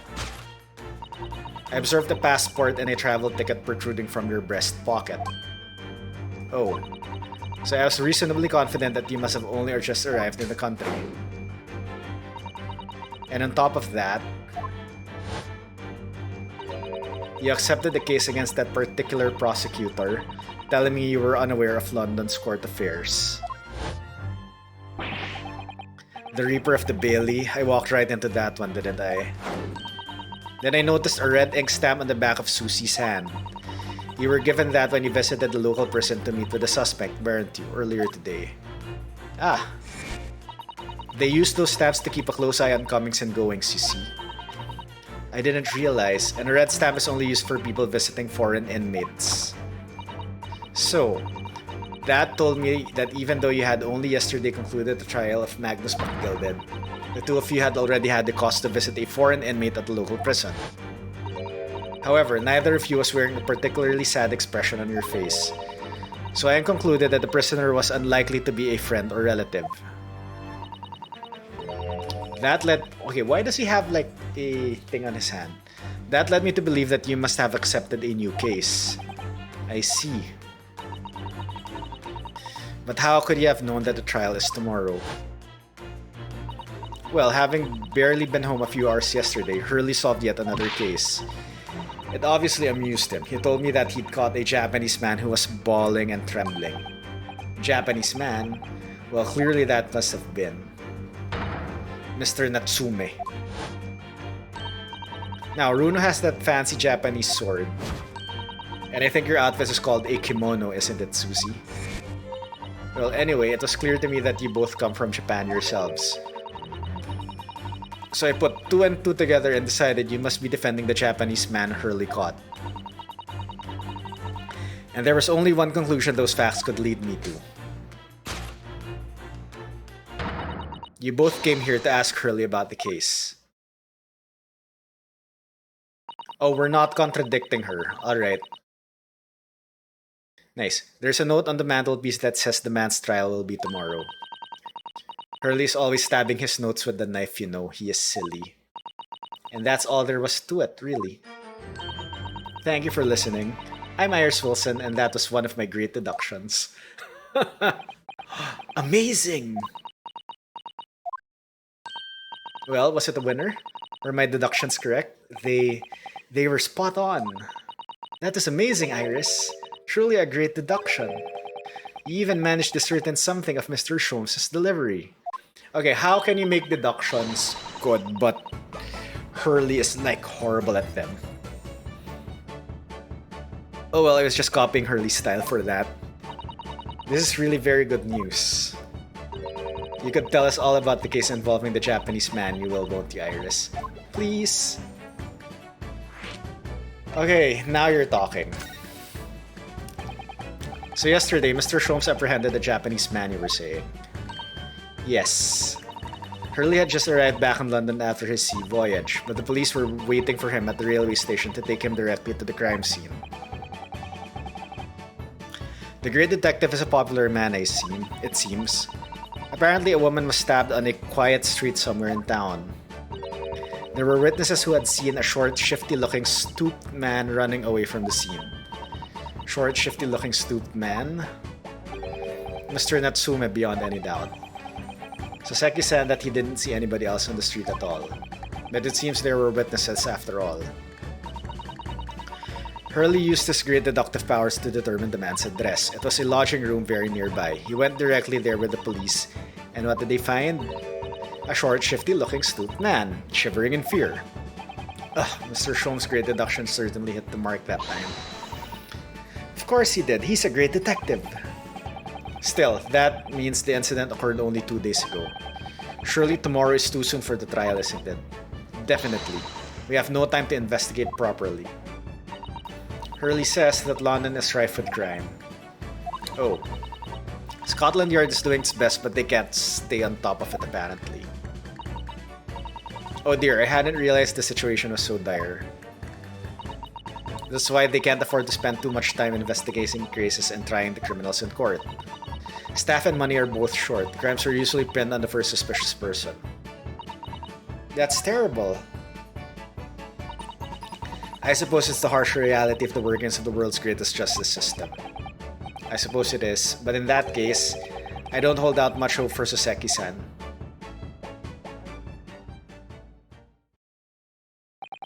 Thank you for answering so many of our questions, Iris. This has been very informative. Oh, you're most welcome. I've had so much fun. Do you happen to know where Mr. Sholmes is at the moment? As you guess, we'd like to ask him some questions about this case as well.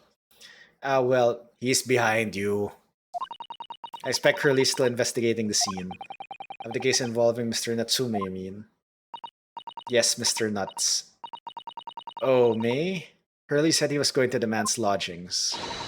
If you leave now, you'll probably catch him there. Iris, do you know where those lodgings are? Well, I imagine the police are still investigating the scene of the crime themselves, aren't they? Did you happen to come across a detective by the name of Gregson when you were there? Yes, we know Inspector Gregson. Goody, in that case... Give Gregsy this from me, would you? If you do that, I'm sure he will tell you what you want to know. What is this? A 5-shilling piece and a postcard, it seems. Iris's postcard has been entered into the court record. It reads, "Tell the gentleman in black whatever he wants to know. I trust that won't be a problem." Gosh, this'll make the inspector help us, will it? Well, thank you, Iris. We'll give it a try.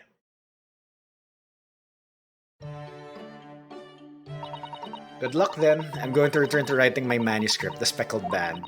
And I'll be making more special blends of tea. So come back again soon. We'd be delighted. Thank you so much, Iris. Well, Mr. Naruhodo, it's back to the scene of the crime. So, somewhat dubious that they would exert any influence over the men of Scotland Yard at all. We headed back to the scene with Iris' curious note and one of the world's heaviest silver coins in hand.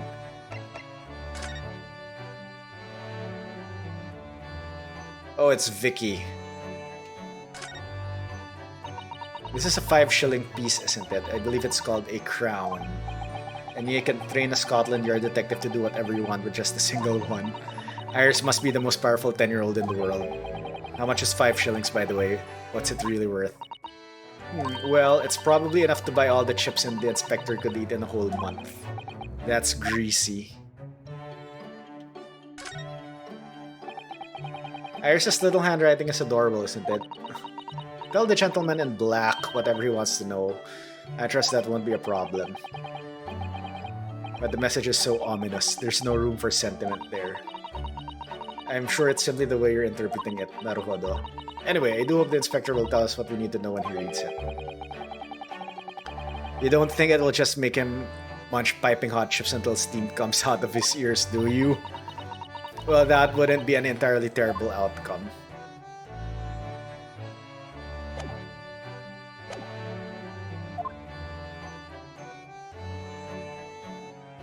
So we just leave outright. To be continued. Is it that end of the first part? Wow. Wow, so this investigation phase is long.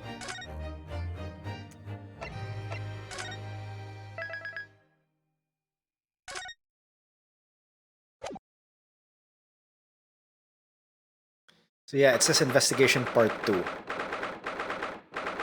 2:38 p.m. Briar Road.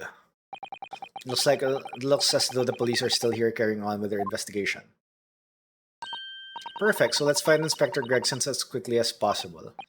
Yes, and let's see if he'll take a break from his chips to look at that silver tip Iris gave us for him. Oh, there you are. So, let's present this one. Inspector Gregson, do you have a moment? I'm sorry to say I don't. I'm a very busy man. Much too busy to talk to a pair of foreign guttabouts, that's for sure. We have these for you. A present from Miss Iris Wilson. What? For me? From her ladyship? Her ladyship? Give that here at once. Come on, hand it over. That's for me. Ah! Don't wait for me to give it to you, will ya? What was that coin exactly? It's a silver crown, obviously, but it's a lot more than that. It's, well, an appearance fee, that's what it is. Oh, so you're getting royalties because of the story. Oh, I see you mean. That's right, for the adventures of Herlock Sholmes, her ladyship always offers me a little financial reward for featuring me every time. Yes, of course, I know all about your exploits, Inspector. I read them vividly. Of course, her using my name without my say-so does make me the butt of unpleasant jokes, but still. I'm sorry, Inspector. That must be difficult for you. Never you mind that. So, what do you want to know then, eh? Sorry? Tell the gentleman in black whatever he wants to know. I trust that won't be a problem, it says. Well, obviously it's not a problem. Go on, fire away. What do you want to know? Now he's talking. Well, if you wouldn't mind, Inspector, we'd very much like to know the address of Mr. Natsume's lodgings. Ah, the little knife-wielding, mustached Japanese fellow. He lives in a right old hovel. It's just over there, look. On the first floor of that house in the corner where that wreck of a bicycle's propped up. That is nearby indeed. If I remember rightly, the landlord is a Mr. John Garadeb. Right, well, if you see her again, make sure you give her my ladyship my regards here. I mean it, you tell her that Gregson sends his very best wishes. Don't worry, Inspector, we will. Goodbye for now then. And long live her ladyship. That's it? I can't ask any other questions? Well, at least it all is what we wanted to know before he left. Yes, so then, shall we go and see what we can find in Mr. Natsume's lodgings? Definitely! Let's go!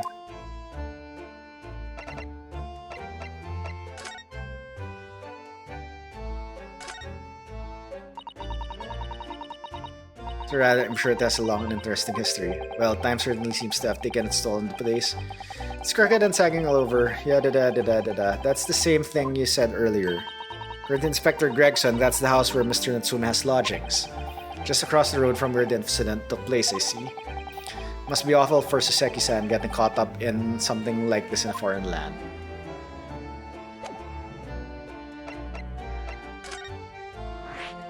Okay. Let's go inside then.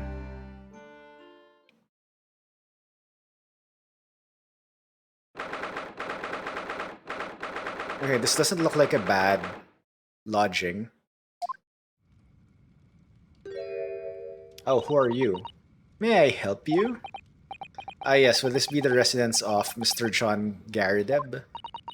Indeed it would, sir. And who may I say is calling? My name is Ryunosuke Naruhodo. Mr. Naruhodo is representing Mr. Soseki Natsume. I believe he takes lodgings here. We would very much like to ask him some questions about our client. One moment, please. I shall convey the message to Mr. Garadeb. Did you see that, Miss Osato? That was a real-life English maid. I know, as I understand it, anyone of standing in English society employs a number of household staff. But that is the first time I've ever seen one in the flesh. Oh, this day keeps getting better. Didn't you see a maid yesterday in trial? Wasn't that one of the jurors? It certainly feels like we've really arrived now, doesn't it? We need only to meet a butler and the experience will be complete. Well, I'm not sure if I'd go that far, but I understand the sentiment. Thank you for waiting. Mr. Garrideb will see you now. This way. Oh, hello.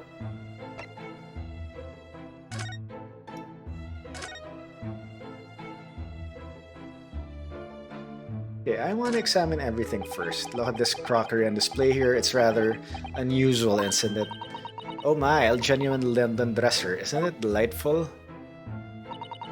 Although the shelves seem to be broken and the crockery is in pieces. Really is. The word crack wouldn't do that Chinaware justice. Ah, I wonder. Perhaps the cannon was fired at it. Wow. Yes, probably something like that, but let's not delve too deeply here.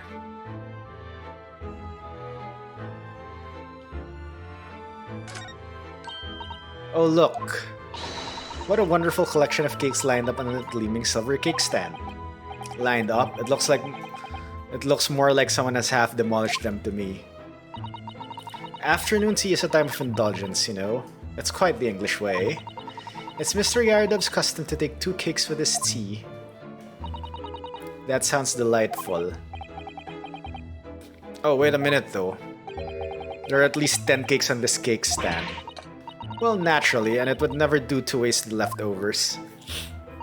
So whatever Mr. Garrideb doesn't eat, I say to myself, Joan, you shall have to tidy up. How magnanimous of you.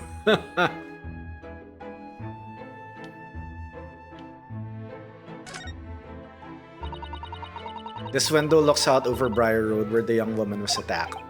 Oh yes, I can make out the policeman on the far side of the road investigating the crime scene. Oh, was he the witness? The glass is rather murky, isn't it? You can't see very clearly. Does this thing open at all, I wonder? I shouldn't underestimate the bitterness of a London winter, sir. Sorry. As soon as you open that window, the tea will freeze in the pot.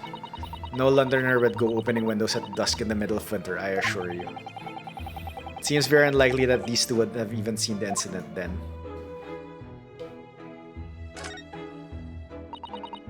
Look at that enormous screen. It must have been put there deliberately. Yes, it certainly seems like someone's trying to hide something from view. What could be behind it, I wonder? I'm going to have a very quick look, just a little peek. Maybe let's not, Miss Susato. I think the maid is going to head us off with a cup of tea.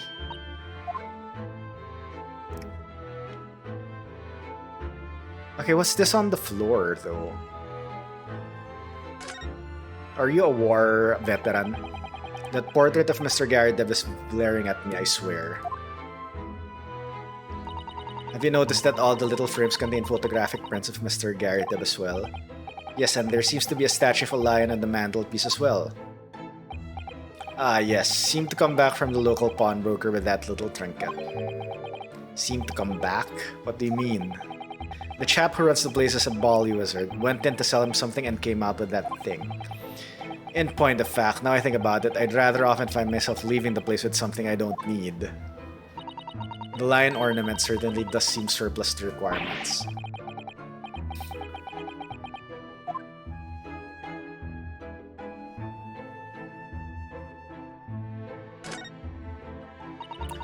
That looks like a Medal of Honor and showcased in a very grand banner. Yes, it's displayed with some pride, I would say. Although it bothers me that it's not straight. What, that old thing? Sorry? I should be glad to see the back of it, but the general would turn his grave as I disposed of it. The wall's the best place for it, keeps the bally thing out of my way. So it's just been polished to shine by accident, I suppose. There appears to be an inscription on the medal itself. Look. Let me see, it says, for distinguished participation. Sounds like the kind of honors I could be in line for. Well, one doesn't like to blow one's trumpet, but I was given that for my time in the army. Can't measure an officer by the number of medals to his name, of course. Common knowledge in military circles.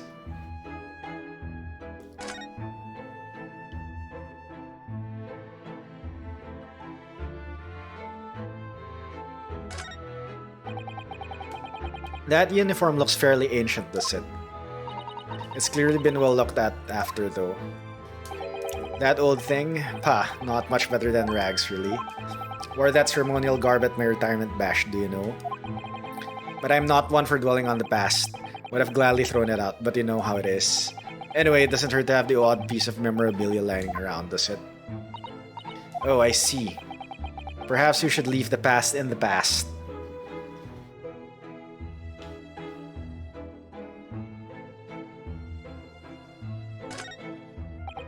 I notice you have a pile of books here, Mr. Garadeb. Do you enjoy reading? Ever experienced a London winter, boy? The nights are long. No better way to pass the time than in front of the fire with a jolly good book. Oh, there's a copy of Rand's magazine here, I see. No doubt Mr. Garadeb enjoys the adventures of Sherlock Holmes too. The great detective has a great many followers, as it would seem. And the canon. The canon. That's a full-size cannon. What's it doing in here? Oh my, it's real. I thought it might be a replica. That old thing? Bah, that's little more than a toy.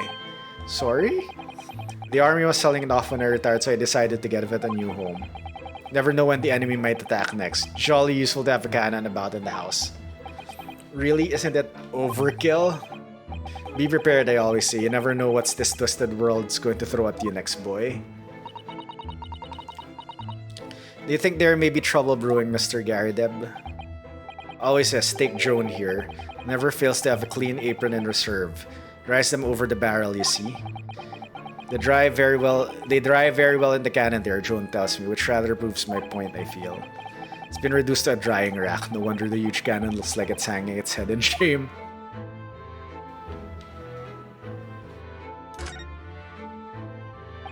Good day to you, John Garadeb at your service. Pleased to meet you, sir. This is Ryunosuke Naruhodo. He's a defense lawyer. They excuse me not getting up. Took a shot to the knee a few years back in the Battle of Maiwand, don't you know? Earned a medal for my pains, but had to withdraw from service, handed over the reins to the up-and-comings. So he's a retired soldier. It's a hell of a job getting up and downstairs now, I can tell you. Don't get out much, as you can imagine. Well, it's quite a climb up here to the second floor, isn't it? I was panting at the top of the stairs.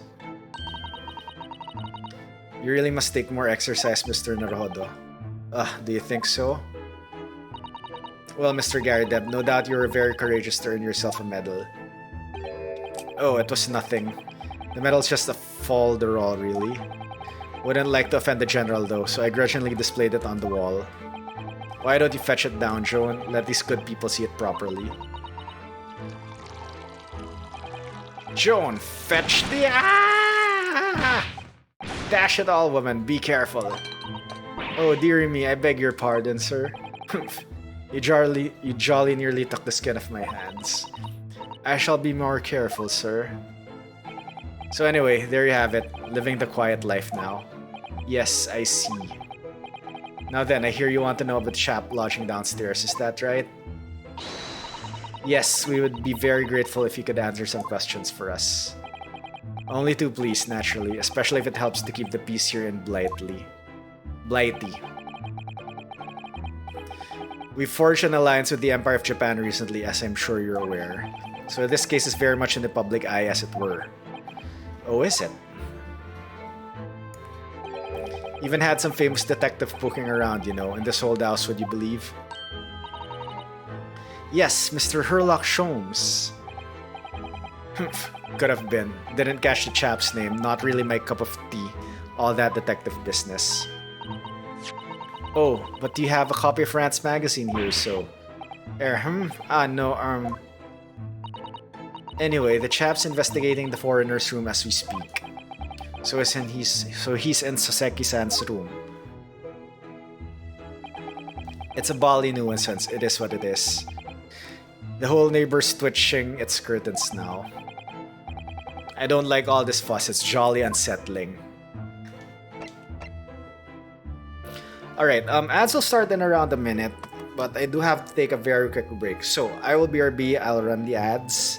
Enjoy. If you do have Turbo or if you are sub enjoy the BRB screens. But yeah, I'll be back in around 3 minutes. I really need to use the toilet, so I will BRB. Point.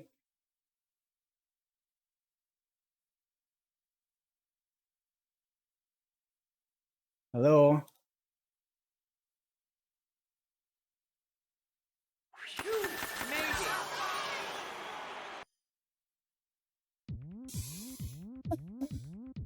Wow, my god.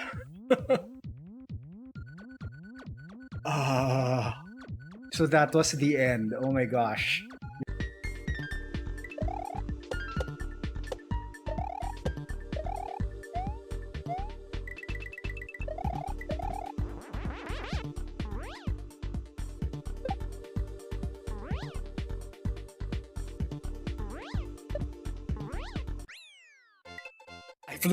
I fluked that. I panicked, then I fluked. That was a fluke, but I don't care.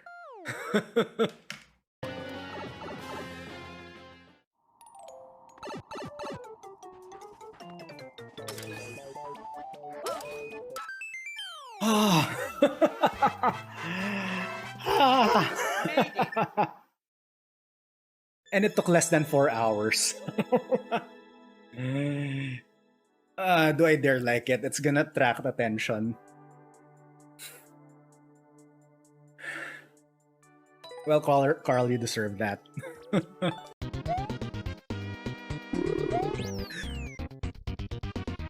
I heard the whistle. I should have this. Oh, thank God. I swear if I dare there, I am going to be livid. Oh shit. Can I get the second spring here?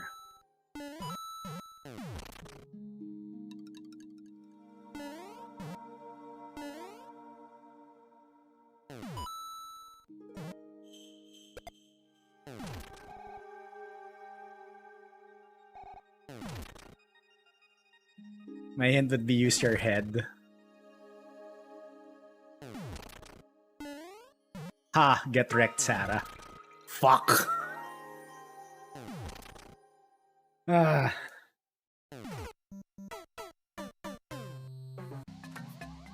So this is the safe spot, right? No, no, no, no. Sure!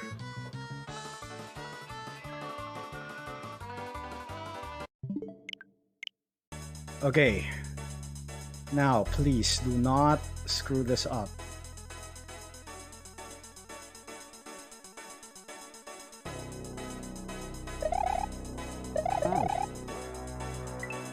Told you not to screw that up. I am sorry I destroyed the comedic timing of that hint. So I will pretend, I will do my best acting job to find, to try to like go to that hint for the first time. Alright. Okay, haha, we found out that there's a fish here. Get wrecked, fish. I'm surprised there isn't a second fish. Okay, I fell to that trap the last time. I will not fall for it again. What is this? Mushroom. Where do you get a mushroom?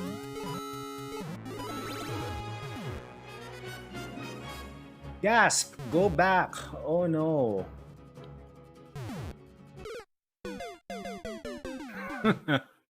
That was bad acting. I am so sorry. You know what? I can like just get in there right away. Why am I still waiting for that to like blow up? Yeah, it's here. Haha! If you kill that second Goomba. Okay, ice, concrete, cloud, question, ice. Do not Greg! I Gregged. And we back. Alright, we now go asking questions. Alright, about Mr. Natsume. About Mr. Natsume then, Mr. Garrida, please do tell us. Ah yes, the Japanese chap. Only been lodging here for a week. Just 1 week. Yo, thanks, Coburn. So we moved in very recently then. I have two lodgers most of the time, one on the ground floor and one just below us. The first floor room became available a week ago, you see. There been oh my god, can this like maid watch how much tea she is pouring and... Oh my goodness, I'm terribly sorry, sir. If you want to know my opinion, I thought he was a shady sort from the moment I set eyes on him. Wow, very judgmental. Oh, why? He seemed to have a most nervous disposition, always shaking and looking over his shoulder. The man had shady written across his sweat-soaked brow, if you ask me. I said to myself, Joan, that man is trouble. Sooner or later, he's going to do something untoward. And I'm rarely wrong about anything. We won't be calling this maid as a witness, that's for sure. Or are we? Was there anything else that struck you as suspicious about the man at all? Ah, yes, oh yes, indeed, there was. She's dying to tell us.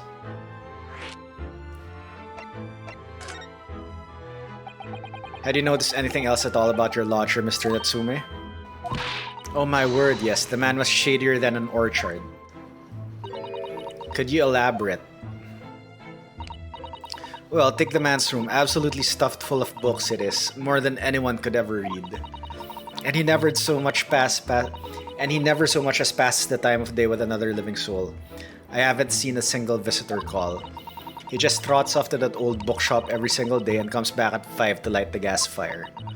And the funny little man is up long past the time everyone else in the house has gone to bed too. I see.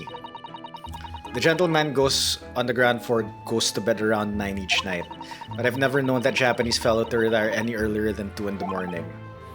Ah. Could you clarify something, I wonder? Jet lag.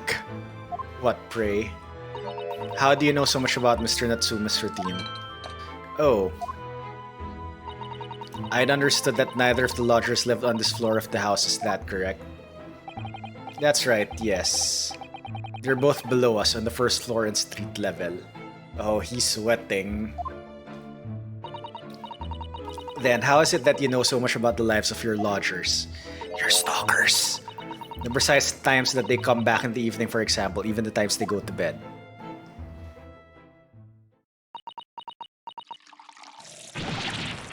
Ah! Good grief, Joan. Be careful, woman. Oh my goodness, sir. I'm terribly sorry, sir. Something doesn't add up here.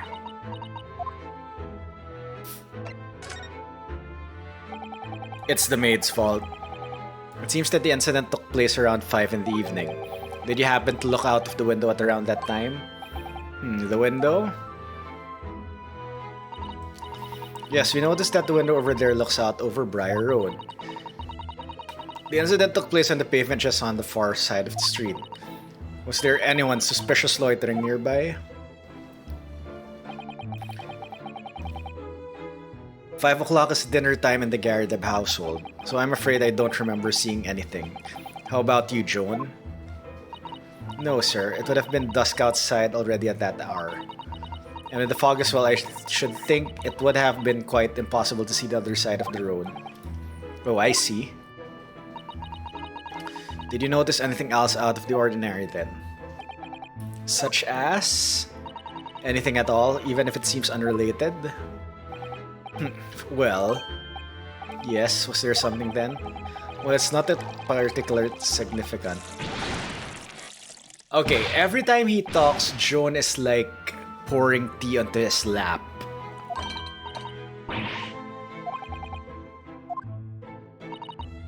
Of course, sir. If I may, Mr. Narrow Hollow. Oh, yes. I have an exceedingly good memory and as far as I remember, nothing of any significance took place here at that hour. Nothing at all. Oh, really? The way you were talking before, it sounded rather like there might have been. It's just a trifling matter, really. Nothing of it. Sean, dash it all. What is the matter with you, woman? Begging your pardon, sir. Nothing happened. Yes, quite. Nothing happened. We sat down to a quiet, uneventful meal. Joan? That's right, Mr. Garideb. What is the matter with these two? Sound like something happened here in this room on the evening of the incident, but what? I wish I knew.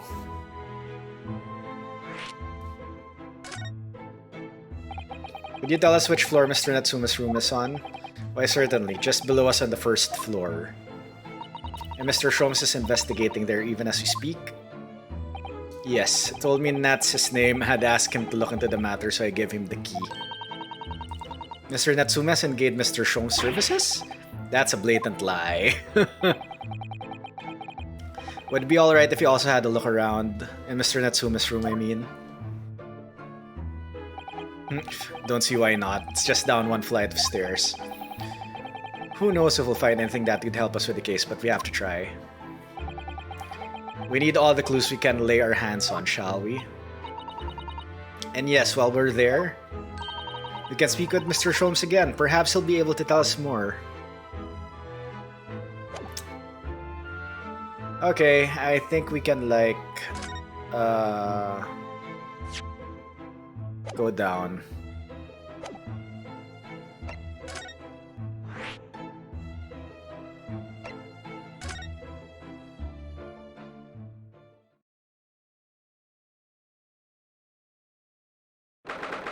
Oh wow, it's like walled off. Yes, a kitty cat. 19th Feb, Mr. Natsuma's room.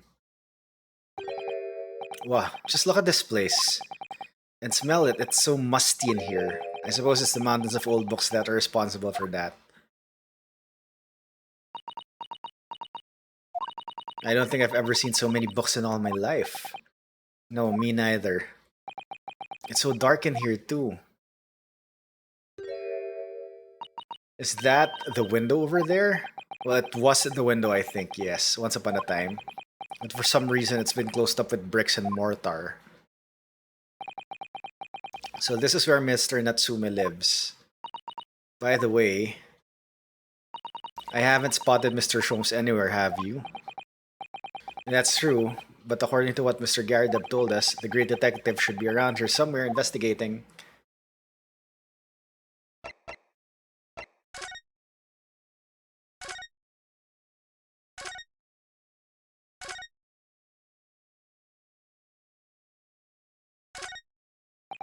Look at all those books stacked up there. They almost reached the ceiling.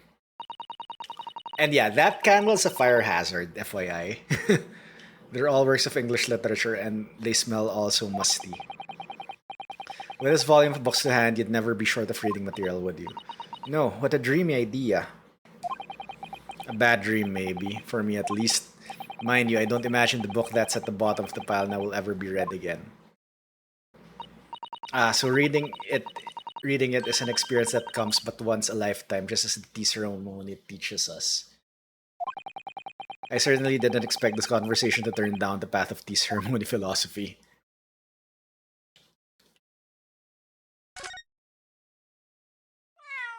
Meow. Aw, kitty cat.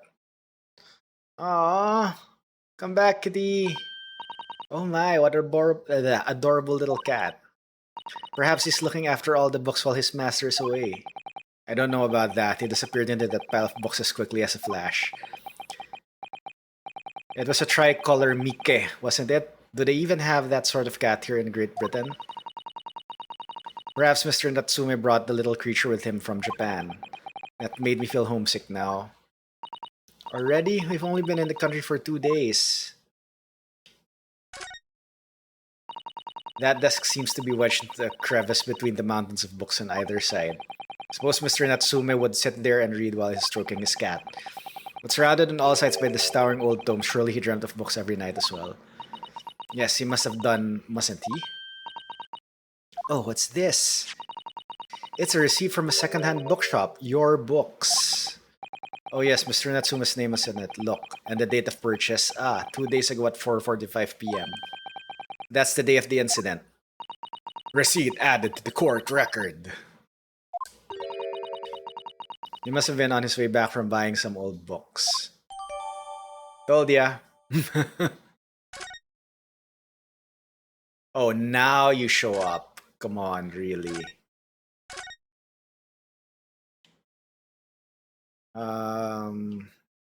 Trash bin.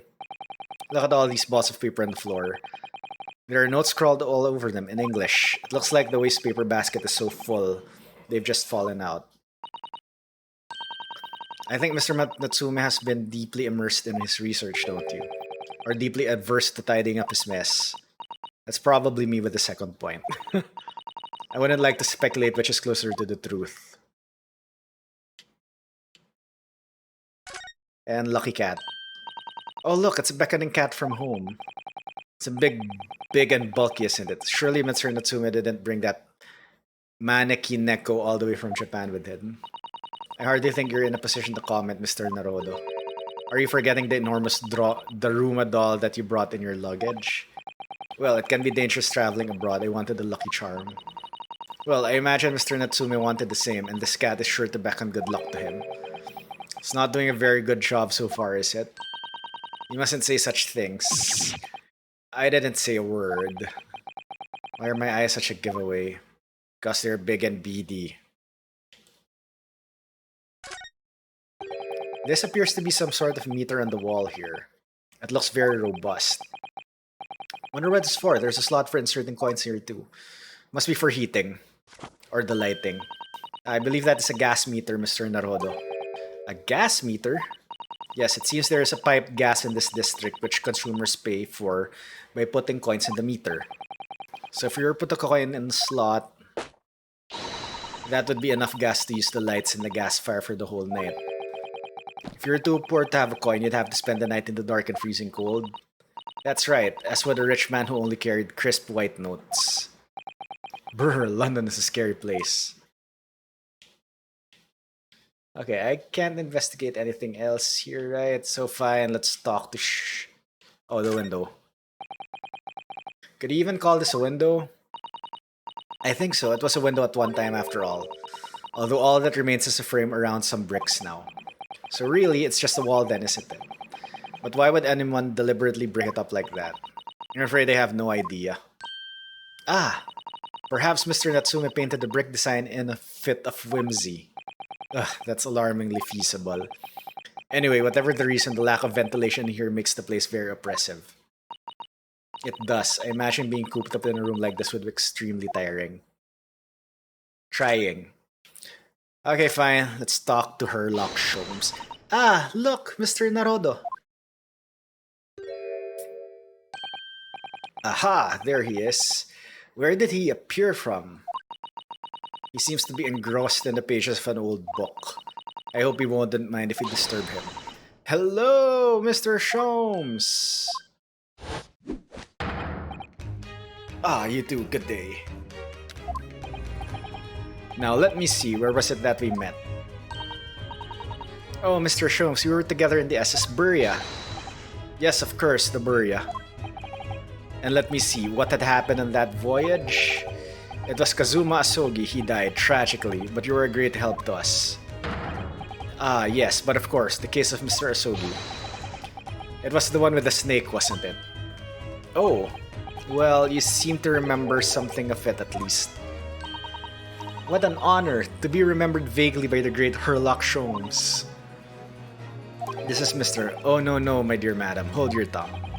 I pride myself on my superior powers of recollection. Your names are safely recorded in my brain attic. Really? Miss Naruhodo and Mr. Susato. Try the other way around, Mr. Sholmes. I lose the first round. Yeah, he's a prick. In truth, I had hoped to invite you both to my Baker Street suite the day we arrived in London. But some Scotland Yarders ambushed me at the railway station and whisked me away to a crime scene. It was an entirely trivial case, of course. I solved the matter in no more than 30 minutes. So they apprehended Suseki-san in that short an amount of time. I'm afraid the pursuance of a new case has dulled my recollection of my past involvements a little. A little? It is a mistake to think that one's brain attic has elastic walls and can distend to any extent. Excuse me. I do my best to forget useless facts, lest they should elbow out the useful ones. Yes, those are my own words of inimitable wisdom, you know, from an adventure entitled A Study in Scarlet. Please, there's no need to quote yourself. I don't always remember my pearls of wisdom, but fortunately, my associate pens them beautifully. He means Iris, I suppose. Mr. Sholmes, we have some extremely important questions to ask you about the trivial case you just mentioned. Goodness, what an earnest expression. My dear madam, I should be only too pleased, and this murky room is an apt place to discuss the murky case. Yay. We know this to be the lodgings of a Japanese foreign student by the name of Soseki Natsume. It seems that you assisted in his arrest, Mr. Sholmes, for the stabbing of a young woman outside here on Briar Road. Natsume, yes. I believe it was a name rather along those lines. But Mr. Natsume denies it. Was it really justifiable to arrest him on so little? I'm sorry, Mrs. Sato, but I have not the slightest idea of what you mean. What? Can't believe I was looking Susato-san squarely in the eye while feigning ignorance. I assure you, I am not merely feigning ignorance. It would appear as if the pair of you are under some misapprehension. Oh, how? I assure you I have no recollection of accusing your stooped compatriot of the crime. But that doesn't make sense. The good detective of Scotland Yard made the following request of me, and I quote verbatim. We need you to ascertain the identity and whereabouts of a man seen fleeing the crime scene. A man seen fleeing. There were a number of books scattered on the pavement at the scene. From the book plates, I was quickly able to determine the bookshop from which they had been purchased. On speaking with the proprietor, I was immediately led to this address. Elementary, what did you say? I believe there's a receipt around here somewhere from the establishment in question. So you do think Mr. Natsume is the culprit then? That I could not tell you. But it was aggravating my faculties, hence why I returned here. However, this place is such a trove of fascinating books, I found myself quite lost in bibliophily. Do not be deceived into believing that I am a man of leisure. No, no, no. Oh dear.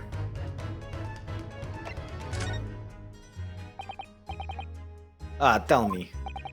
Have you encountered the landlord of these lodgings? Yes, Mr. Garadeb. A retired military man. It was the first time I've ever met a soldier from the Great British institution that is the services. And it was the first time I've ever met a maid from the Great British institution that is service. It's not... You saw the juror yesterday. Ahahahahaha.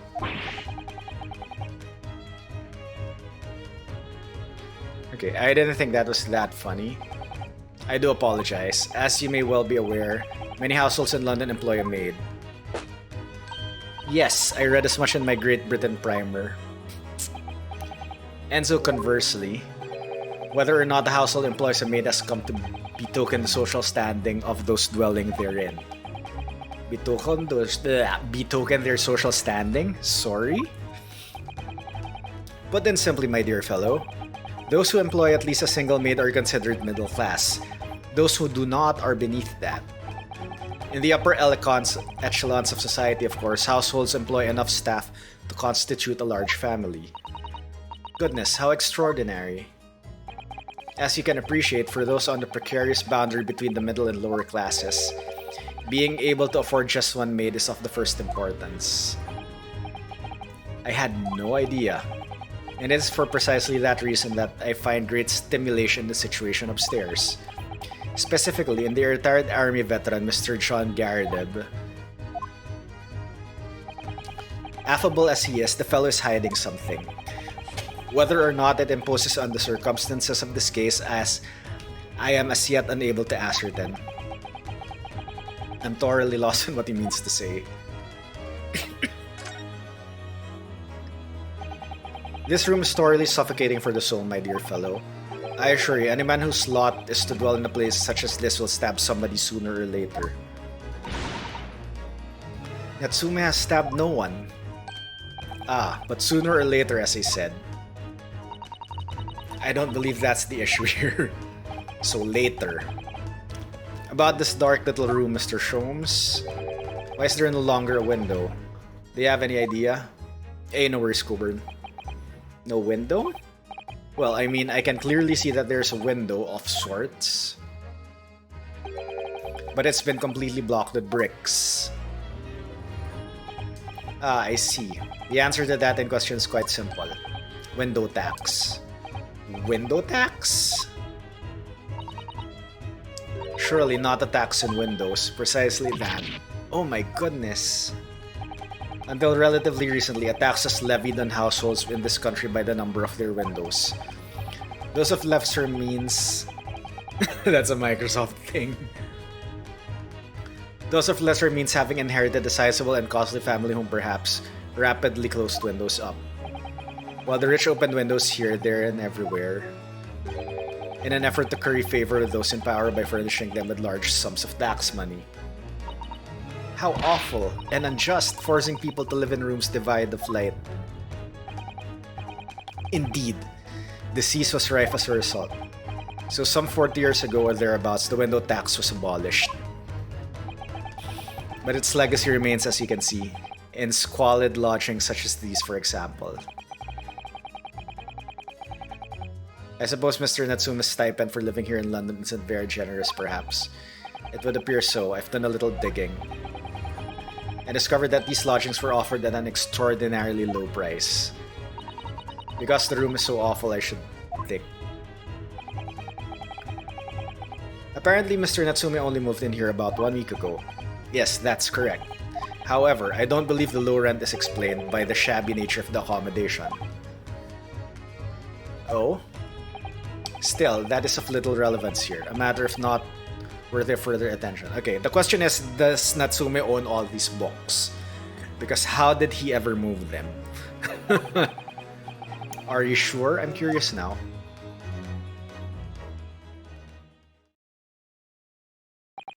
Well, I believe I've told you all I can now. Thank you, Mr. Sholmes. Ah, yes, Mr. Naruhodo. Was it not your intention to become a practitioner of law? You remember that, did you? Will you perhaps be offering your services in this very matter, I wonder? To the occupant of this room? Mr. Natsume, was it? I'm not sure. Not sure? On what grounds? Well, I actually defended someone in court here only yesterday. Really? Well then, I congratulate you, sir, on an ambition realized, and so promptly too. The thing is, it's really made me question things. Am I right to believe in my clients? To trust in their innocence? Yes, trust. Mr. Sholmes, Mr. Natsume didn't do it, did he? My dear fellow, I haven't the first idea. Oh, but I thought that's why you were here. Did you come back to investigate? Ah yes, that was indeed my initial intention. But there are simply too many fascinating books here. I couldn't possibly ignore them. I see.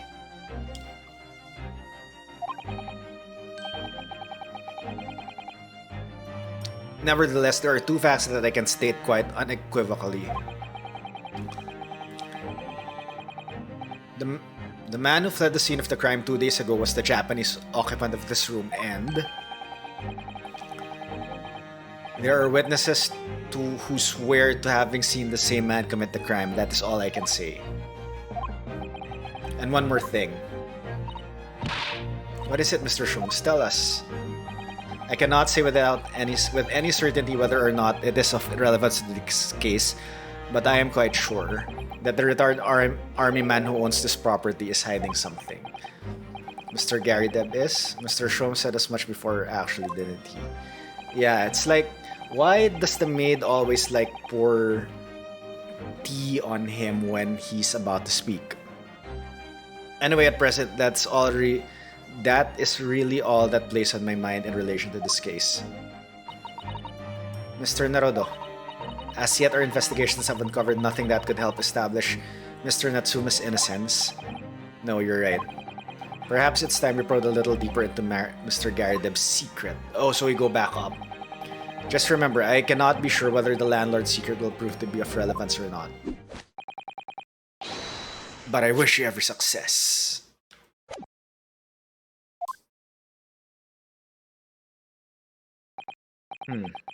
A busy man. He's gone back to his book in the corner of the room.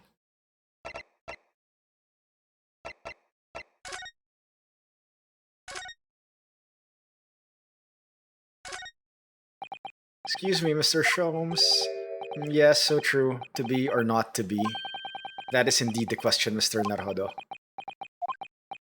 To be or not to be brushed off, that is the question, and the answer is all too clear. Let's leave Mr. Sholmes in peace, shall we? Fine, let's go down. I mean, let's go up.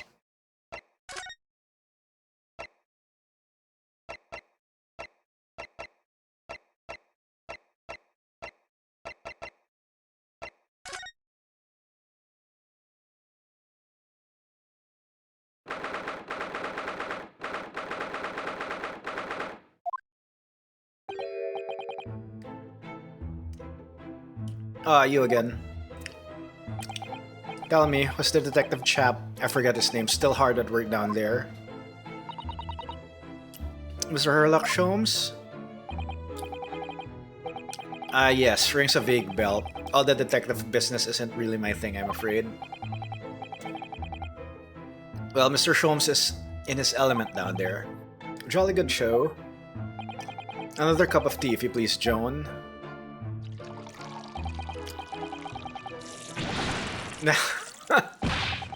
For the umpteenth time, woman, will you watch what you're doing?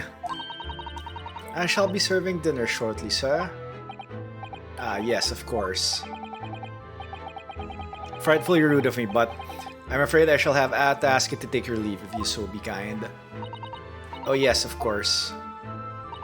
We're deeply grateful for all your assistance. Not at all, don't get much chance to talk with young foreigners like yourselves. It's been a pleasure. Best of luck and all that. Perhaps you could see yourselves out. According to Mr. Sholmes, Mr. Garideb is hiding something. Since no other avenues of investigation seem open for us at the moment, perhaps we should do some digging. Okay, why is Sholmes now here?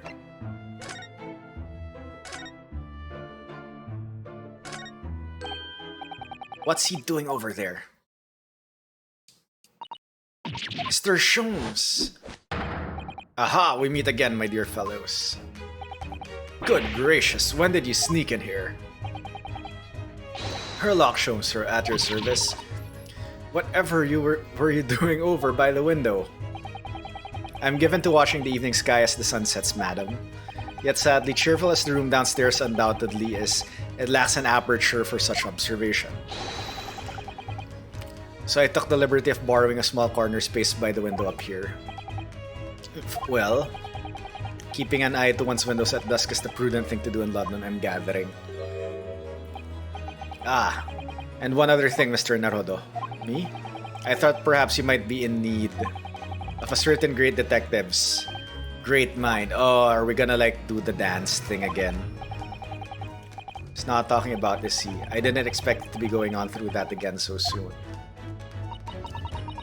Do you mean, Mr. Sholmes, there's a mighty secret in this modest room?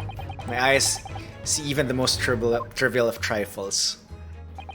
I take it you're prepared, Mr. Naruhodo. I think so. There's just enough time for one of my greatly admired great deductions. Let's conclude the matter before dark.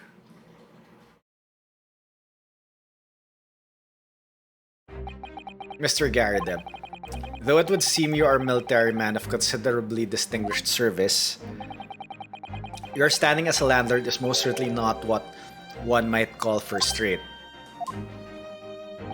I'm afraid, sir, that it is all too clear to me. There are two conclusions I have been able to draw by carefully observation your living arrangements. I beg your pardon? The first is that even as we speak, you are concealing the presence of a ferocious beast in your care. Is it a snake? And the second is that as a result of the beast's violent rampage, you have lost something very dear to you. Narhada, look! The old man's broken out in a cold sweat. Unbelievably, it seems Mr. Shong's conclusions are both spot on. How could you possibly? How could I possibly know, you mean to inquire? The answer could have been simpler, sir. For in the dense jungle of logic and reasoning, I am the king of beasts.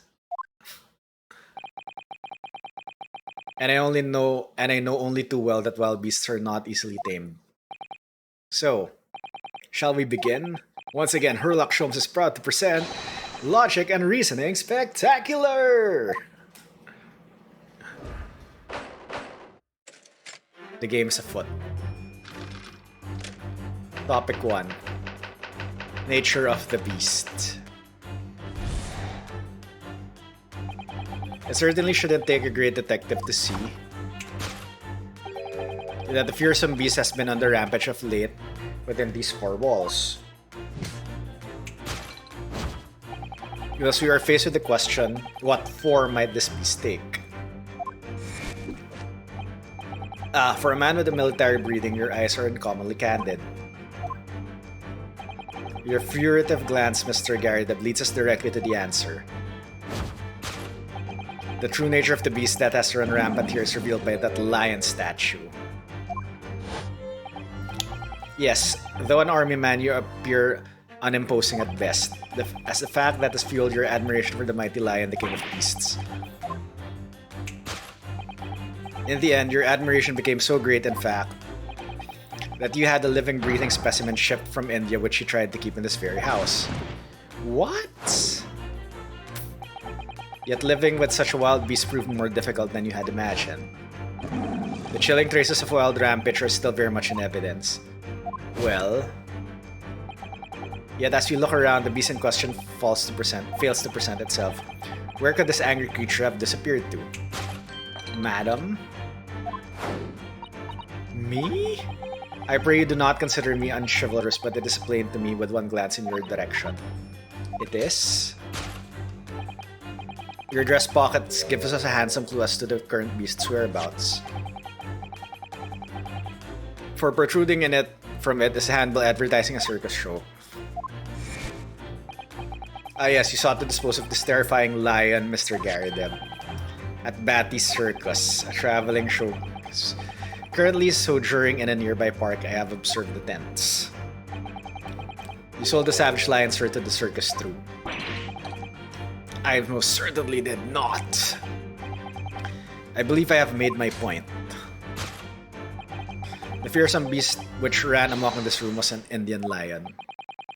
And a simple visit to the circus now will reveal the lion prancing jubilantly through the ring of fire. Nope. I bet it was the cat from above.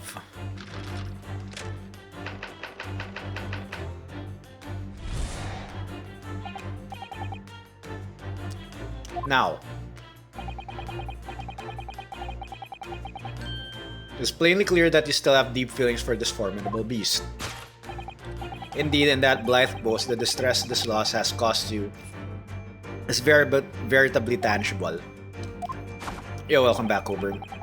Your head weighs heavy on your shoulders, the pain you feel being revealed by that supporting arm. No, it's your knee. Amidst fits of tears, you let your beloved beast go. The strain of losing something that's so dear to you is clearly visible in your visage. But what we must now ask ourselves is the true cause of this pain. And we need only follow the direction of your gaze to find the answer. Yes, it's this pile of bills that has given rise to the pain you suffer.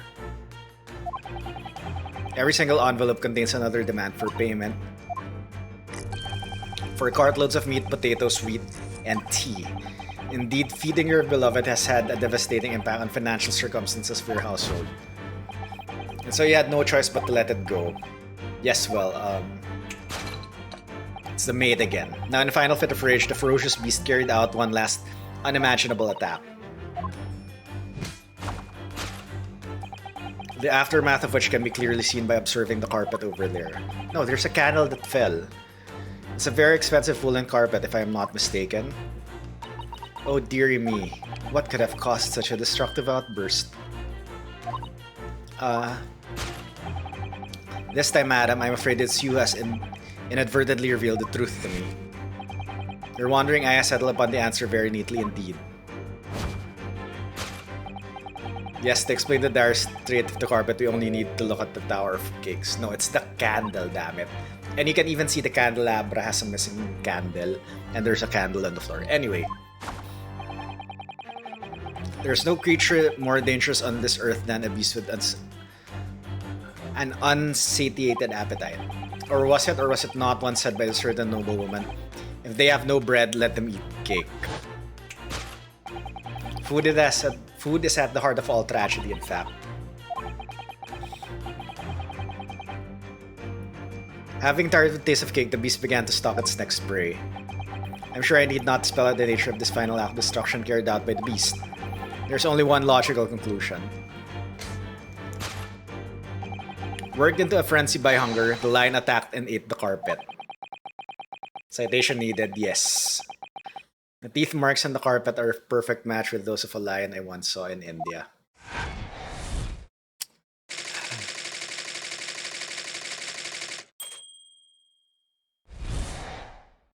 Yes, we're gonna do the dance of deduction now.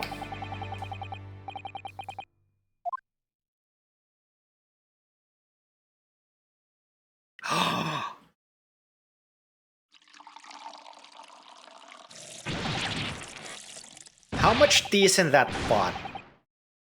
What is the matter with you, Joan? You're pouring scalding hot tea all over me. Oh, I'm sorry, Mr. Gary Deb.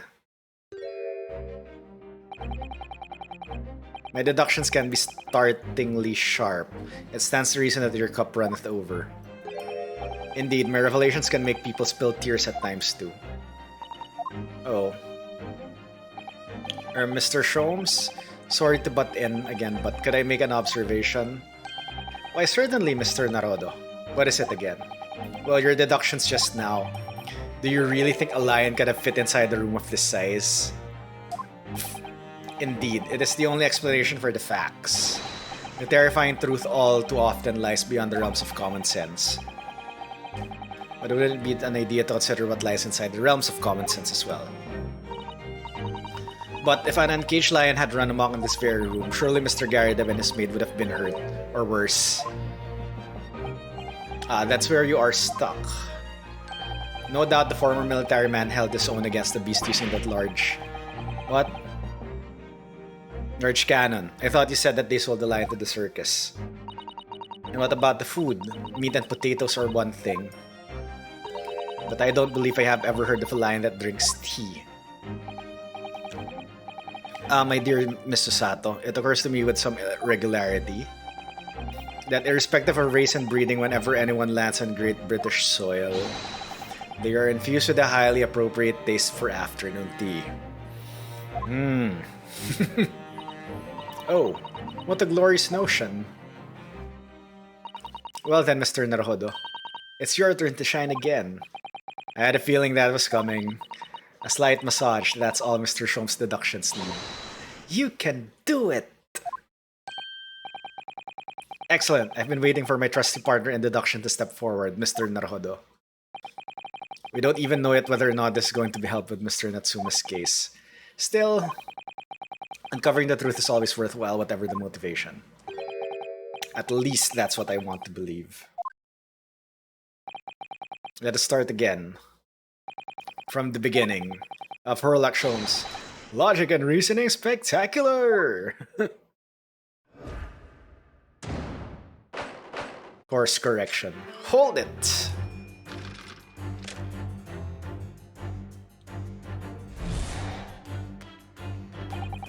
Certainly shouldn't take a great detective to see that fearsome beast has been under rampage of late within these four walls. Thus, we are faced with the question, what form might this beast take? For a man with a military breeding, your eyes are commonly candid. Your furtive glance leads us directly to the answer. The true nature of the beast that has run rampant here is revealed by that lion statue. I really didn't see the lion thing coming. No, but if you observe Mr. Garrideb's reaction, it rather seems as though some beast did indeed run amok here in this room. Very fierce. It's the cat. I believe it's the cat from the room earlier. We must follow Mr. Garrideb's gaze. That will lead us to the true answer.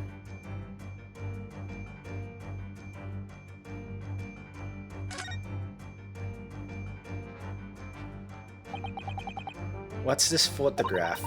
Appears to be from Mr. Garrideb's wedding. He looks very happy, doesn't he? He does, but he can't make out of his bride. No, how unfortunate. Something must have struck the glass directly over the woman's face. I wonder what happened. Probably not. Best not to delve too deeply there.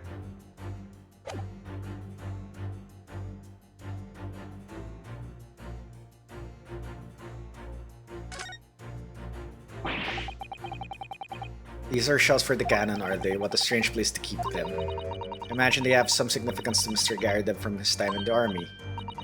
Mentioned the battle to us before, didn't he?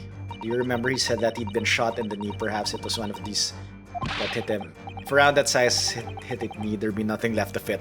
Or Mr. Garrideb, for that matter.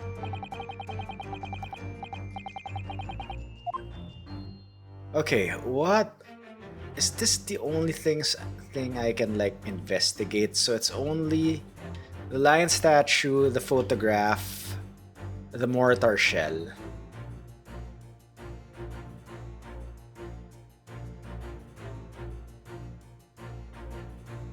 So that's just it. Okay, I have a feeling I need to present the photograph.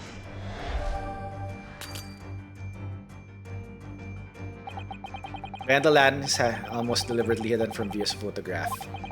Although I have yet to examine it in detail, I can assure you that it holds the answer. It's wrong.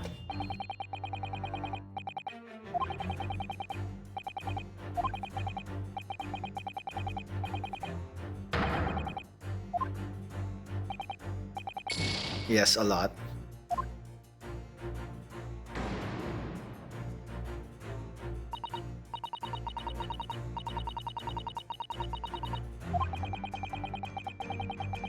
Something that gives its identity away.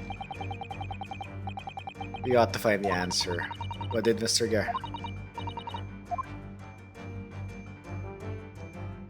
Okay, it's just only the mortar shells and the lion statue. So I think it's the mortar shells. Take that!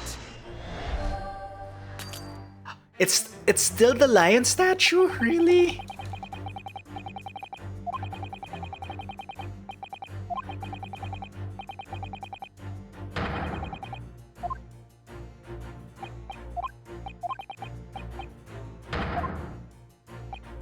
Okay, wow. I'm surprised that saves come time.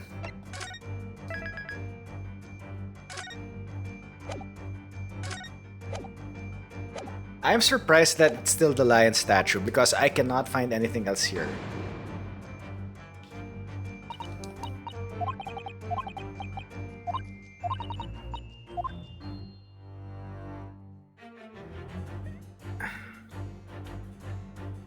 Because yeah, I cannot find anything else. So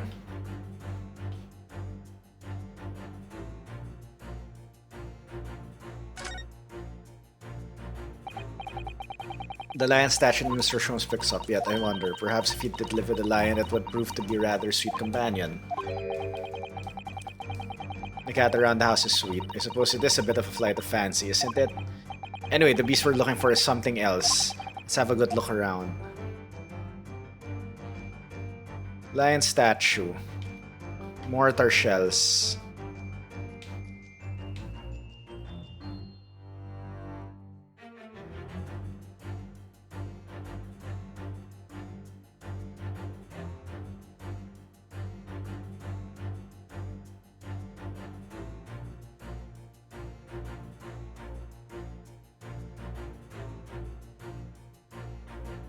Is it the lion statue?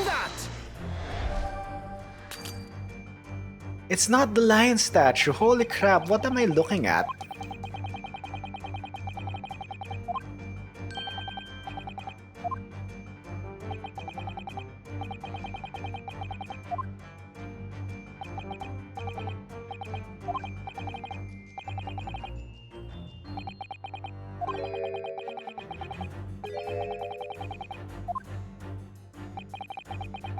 An assistant's assistant then, alright.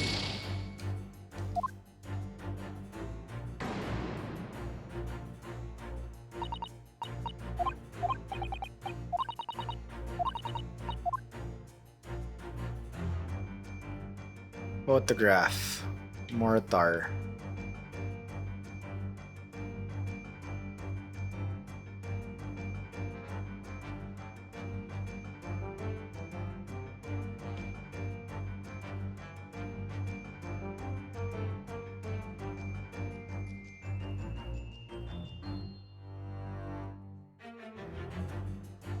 Photograph.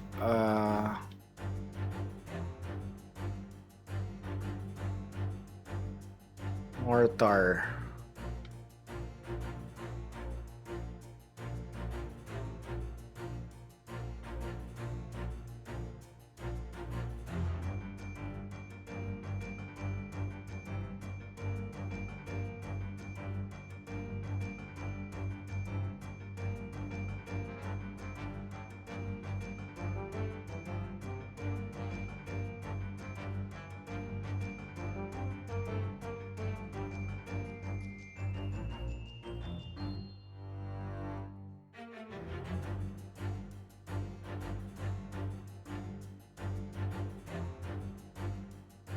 There are only 3 things in here. It's the mortar shells, the lion statue, and the photograph. It's neither of those because I presented all 3.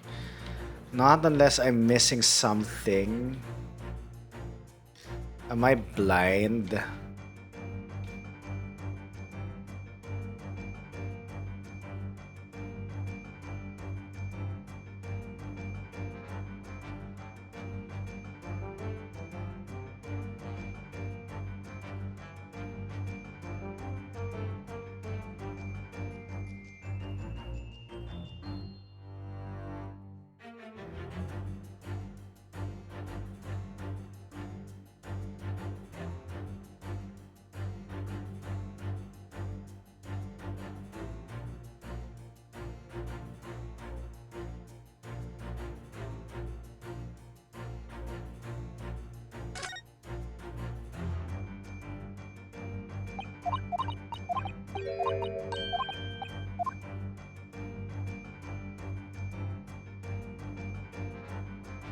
Oh my god.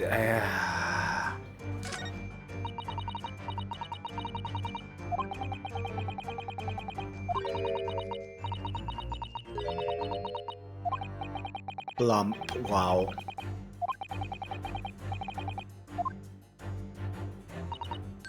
Look, have you noticed her wedding ring? It's very large, isn't it? It's an unusual design. It looks like some sort of embellished sunflower. Take that! Oh, thank you, Jesus.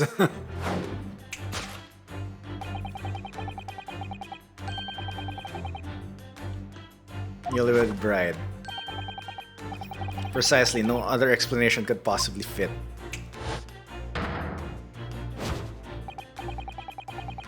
Yes, this framed print pictures your wife, Mr. Garadeb. And while we lament the fact that her face is obscured, we can still make out her mighty arms and note the considerable horsepower they may contain. Okay, indeed. Surely any woman of such powerful constitution would be honored to be described as a beast. Honored might be stretching a point.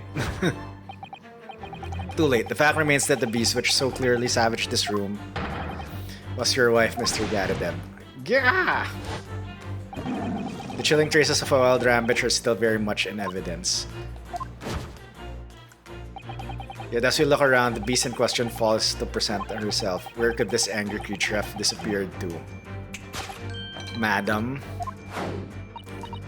Me? I pray you do not consider me unchivalrous, but it is plain To me, with one glance in your direction, your dress pocket gives us a handsome clue as to the beast's whereabouts. The poor, fragile, defenseless woman is beside herself. Well, I don't know about fragile. Anyway, Mr. Sholmes is quite right. There's no sign of Mrs. Garrideb anywhere. But it seems there may be a clue as to whereabouts. A clue that the maid is trying to hide. I wonder where Mr. Garrideb's wife could be.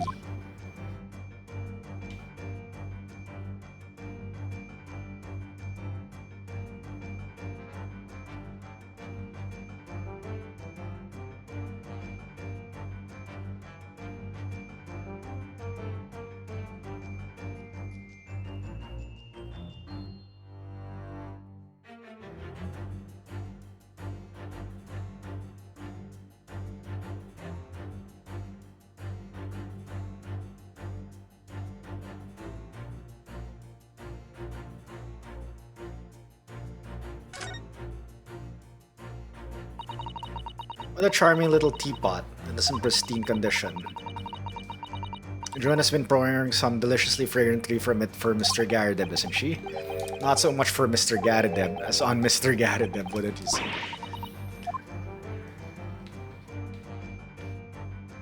Okay, now what can I examine?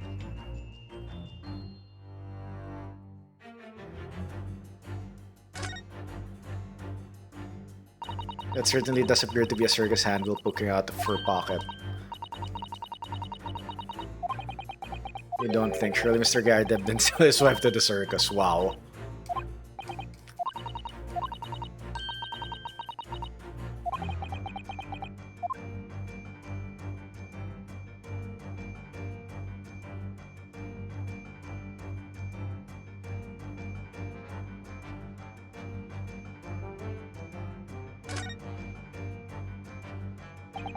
She's wearing a very large ring. Oh my god, she's the wife. Oh yes, a sunflower design with some rather nice embellishments, and it's on the ring finger of her left hand, which means it's surely a wedding ring. Looks like it's on there for life too. I can't imagine it would slide off a finger that size. That's something thick, Mr. Naruhodo, not to say. Do you know Mr. Garrideb's wife in the photograph had a ring very much like this? It was a large sunflower design as well. Really, you have a great memory for these things. Large sunflower wedding ring. It's quite a coincidence that they have the same ring, isn't it? Take that!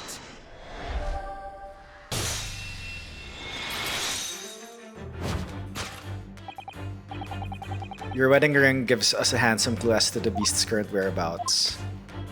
Oh my god, Joan's his wife. Joan is Mr. Garrideb's wife.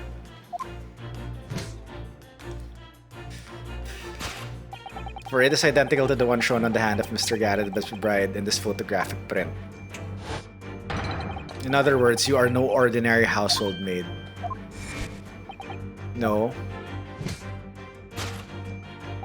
You are Mr. Garrideb's lucky bride. You are Mrs. Garrideb herself. Oh my. Word!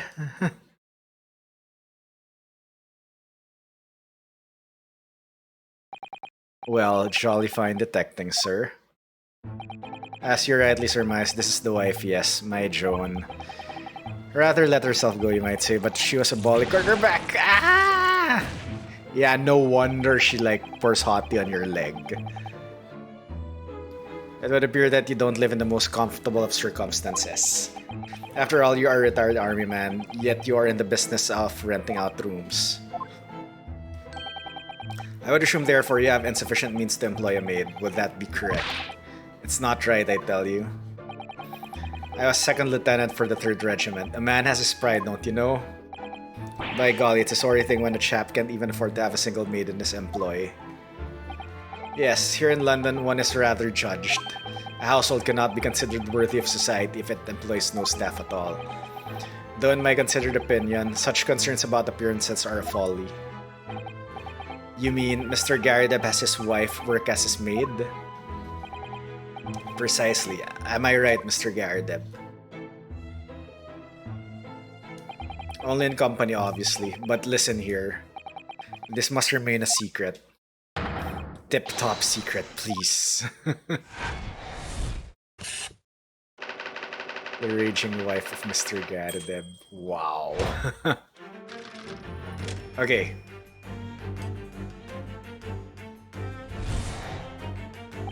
Now, Mr. Garadeb. It is plainly clear that you still have deep feelings for this formidable beast.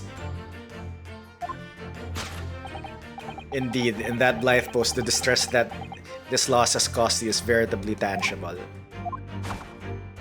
Your head weighs heavy on your shoulders, the pain you feel being revealed by that supporting arm. Is still missing Garadeb's wife, a beast. Yes, as a woman that feels rather uncomfortable. Wow, this game is both racist and sexist. Mr. Garadeb is standing beside her husband as we speak. In other words, he hasn't lost his beloved at all, has he? Oh, how true. So perhaps that supporting arm that seems to be propping up his head has some other significance then. According to Mr. Sholmes, Mr. Garadeb's pain is tangible though. What could that pose of his really signify?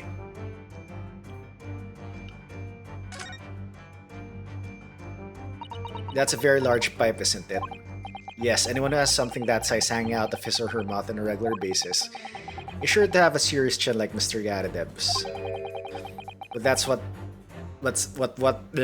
what's that white binding about it all about?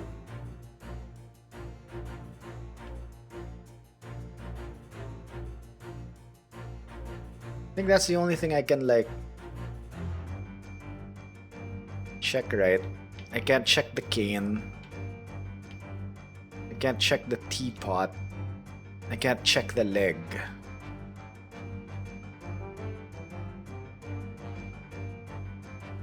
Yeah, I can only check the pipe. Not unless there's other things I can check. Supporting arm. No, that's your supporting arm, so I assume it's your pipe. Take that! It's not the pipe!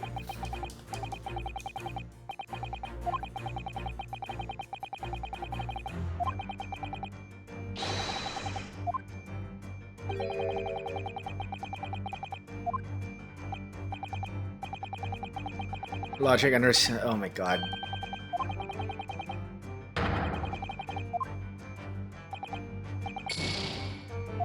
Okay, it's not the pipe.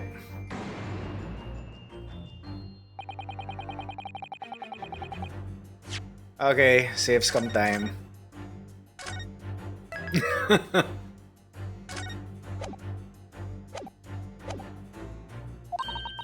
It's rather strange, you know, he always seems to look at us only out of the corner of his eye. Oh, okay. Alright, so there's something. Ah, slapped cheek. Alright. Oh my, look at that bright red mark. Gosh, that's quite something. And clearly made by somebody's hands. Mr. Garadeb has been slapped in the face. Oh, there's a very limited number of candidates, I say. Take that! Yeah, the wife slapped him because he asked him to act as his maid.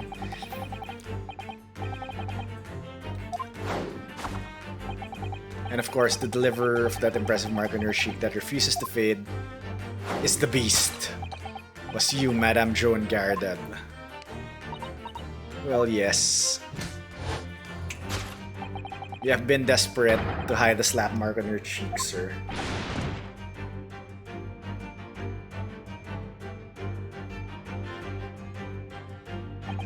How the blazes. How did you work that out, man? Nothing escapes the notice of one trained in the art of observation, my dear fellow. That's why you haven't looked directly at us even once. To keep your other side from view. Well, now, let us proceed to the next conundrum. Why were you subject to such a violent slap? In other words, we must ask ourselves what caused Madame Garadeb to fly into a rage. And we need only follow the direction of your gaze to find the answer. Yes, it is this pile of bills that has given rise to the pain you suffer.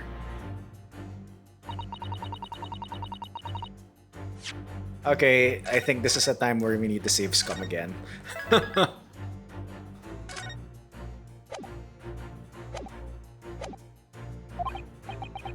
We established that the lie never existed, which can only mean that the thing responsible for gobbling up all that food was Mr. Garadib's wife. Yes, well, she's also a person who gave her husband a mighty slap around the face. One so hard that it left a perfect hand mark, in fact. Such a force, I wonder. I'd love to know the answer to that question.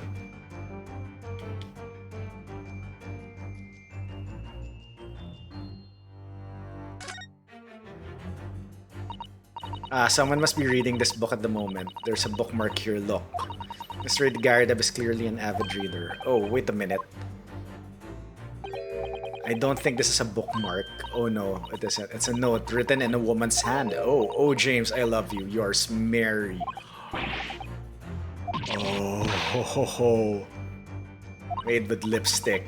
What a passionate and romantic gesture. Don't get any ideas, Susato-san. Oh dear, I'm sorry. It's actually a love note then. Oh, that's it. It's the love note. Duh.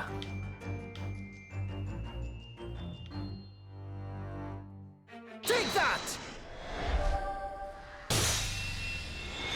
He was cheating on her. Yes, this love note that has given rise to the pain you suffer. Oh, James, I love you. Yours, Mary. Passionate indeed. Perhaps the sender of this note, a certain Miss Mary, is the fly in the ointment here. Oh, she slapped him again. But I don't know the Bali woman. You don't know her? That note wasn't written to me. It was just in the book. I don't know how it got there. It was just in there, you say? That's right, that's why I've been... No wonder she's pouring like tea on him. A likely story. Now listen here, Joe, an old thing. I explained at the time. I bought the book at the second-hand place and that note must have already been in there. So the previous owner of the book was using the note as a bookmark, you mean? That's right. A likely story. For heaven's sake, woman, look at the name. It's written to James. My name, in case you'd forgotten, is John. A likely story. Are you questioning my name now? And there we have it. Arouse the suspicions of the female heart and you unleash a beast with the most ferocious bite. Now, in a final fit of rage, the ferocious beast carried out one last unimaginable attack. The aftermath. Bloody hell, the snackers would be popcorn by now. I know. The aftermath of which she can be clearly seen by observing the carpet over there. Yeah, it's a fire. There's a candle, then there's a candelabra without missing candle.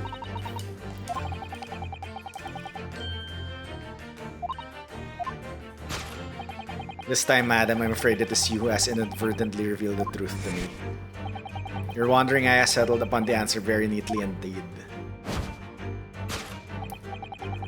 To explain the dire state of the carpet, we need only to look at the Tower of Cakes. But surely Miss Garadib didn't eat the carpet. Of course not. Excuse me. That's true. So, this is the last part of Mr. Shong's deduction that we need to fix. And that will tell us the real answer. Okay, save some time. Alright, I'm just conscious of time. Probably after we finish this dance of deduction, I have to end. Alright, let's see what we can see. Yes. Of cakes, the candlestick.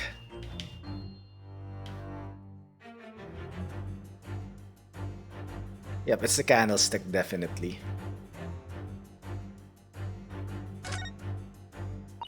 This looks like a very old candlestick, doesn't it? The base looks too small. Surely it's very unstable. It looks to me like even the slightest knock would make it topple over. Oh dear, that would be dangerous. Wait, take a closer look at this. There's one candle missing. Why is that, I wonder? Why is one candle of the 3 missing from its holder? Take that!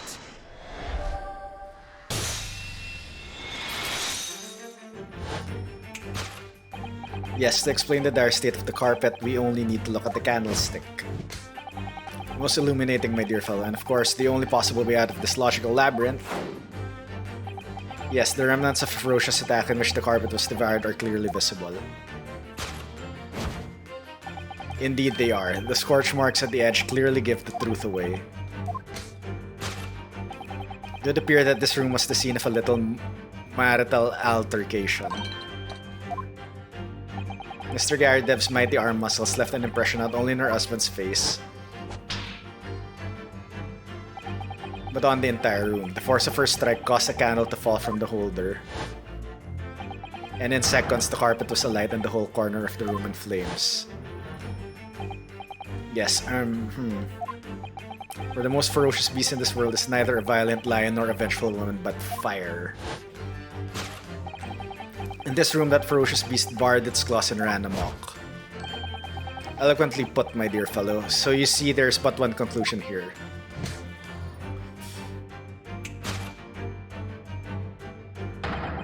After the sparks of marital discord flew, this room was the scene of a fire.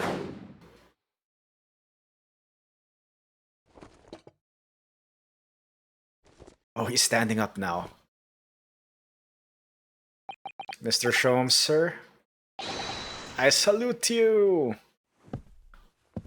Oh my god, what happened to his pupils?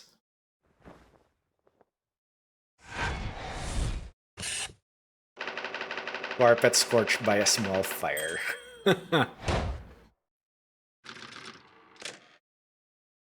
Deduction complete. Dead. Well, to be honest, I thought it was the cat.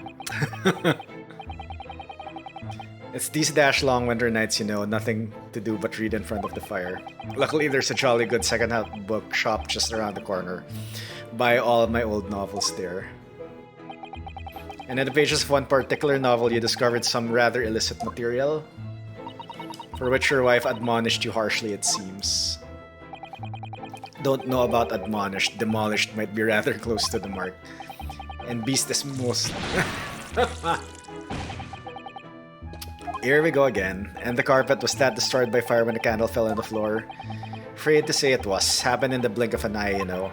The whole place filled with smoke. Couldn't see a bally thing. I was caught between the old stick's rage and the raging flames. You paint a torrid picture, sir. One that would have been most entertaining. That's sympathy for ya. Didn't take long for the fire to spread, of course. The bally furniture started going up as well. We had to hide the mess behind that screen for the time being. Over here, Mr. Garadeb? Well, I have nothing more to hide now, if you'll allow me. Oh, hello. Had all my favorite old novels in that case. But as soon as the fire got hold of them, that was it. Whoosh! Up in smoke. Gosh. Then the wife started hurling things at me. Wow, like, you have a fire and you're still angry. Come on. What a terrible sight it must have been. There's I back up against the window under heavy enemy fire. Incendiary books incoming 10 to the dozen. Worst of it is, I lost my favorite book called The Lion's Pride. The Lion's Pride. Ah yes, your notorious love of big cats coming through again. I assure you the title didn't influence my choice in the slightest. So the poor man really did lose something dear to him as a result of the ferocious beast's rampage. Mr. Sholmes' deductions turned out to be correct once again. Can only be described as a great British wonder. I tell you, it was total carnage. Flames everywhere and the old stick in full fettle. Out of interest, what time of day was that? Not sure I can remember. It was 2 days ago now. Let's see. Around 5 o'clock, I think. How convenient that that's the time the murder happened. Or the ambush happened. This terrifying incident was unfolding outside your window on the street below. Even more terrifying on the inside, I can assure you. The whole of Blighty could have been flattened outside my window at that moment, and wouldn't have noticed a dashed thing. Oh, really?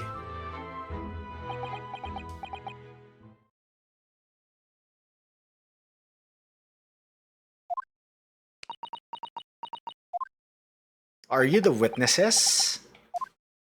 You're not Mr. Sholmes? Mr. Narodo, what can I do for you? Well, I think we've got to the bottom of Mr. Garadeb's situation now. But what does it have to do with Mr. Natsuma's circumstances? I can't help you there, I'm afraid. What? My dear fellow, if you recall, I did say as much from the outset.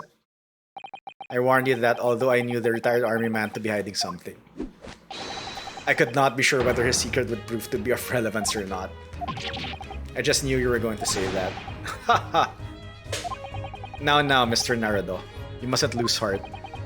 Bear in mind that all things fall into one of only two categories. Those relevant to the case and those not. That makes no sense to me. Well, no matter. It's sort of far greater importance that you make up your mind now. Visiting hours at the prison will soon be over. Oh no, it's that time already? Oh, so we have to go back and ask him. You have the official paperwork to attend to. So that's it. No more time to think. Perhaps you'd like to betake yourselves to bidding us farewell now?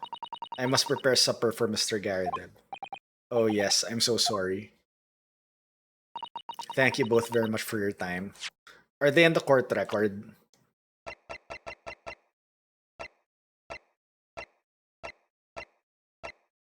Yep, they are. Alright. Saseki-san will be waiting for us, and I'm going to have to give him an answer.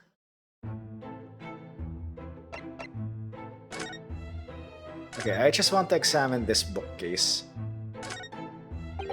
What a miserable sight.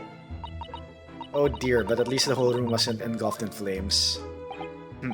I suppose so, but my whole collection went up in smoke, you know. All those novels I adored so much. Well, John, whose fault is that? Not mine, that's for sure. Well, whoever may or may not be to blame, I'm quite sure you can buy some new old books to replace them, can't you? New old books, bally nonsense.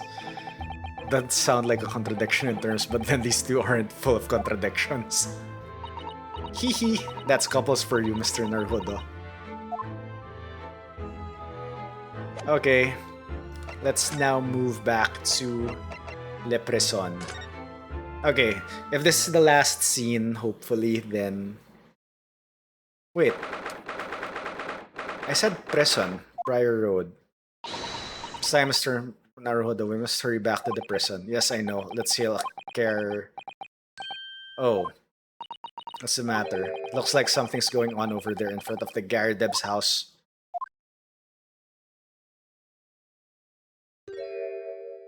Who are you? Okay. It seems like there's a lot that's gonna happen, so... I need to end now. Anyway. Everyone. Alright, whoever this circus guy is. Anyway, everyone, thank you very much for joining. Really do appreciate it. So yeah, we'll continue this on Thursday. So hopefully, yeah, we get to the court case actually. Because I think this is just part 2 of the investigation and I think this will be a long case. So anyway, yep, I'll be back on Thursday for more of this. Then, yeah, on Saturday, the usual Mario Maker trolls. So yeah, before I end, as always, please do check out the socials. I do have a Twitter, but I don't post on it most of the time. But yeah, I do have a YouTube. We do upload videos daily, whether it's a short or an edited video. A new edited video will be dropping tomorrow, so go check that out. That will be one of my 8-year Mario Maker playthroughs. Alright, let's find someone to raid. So, who is on tonight?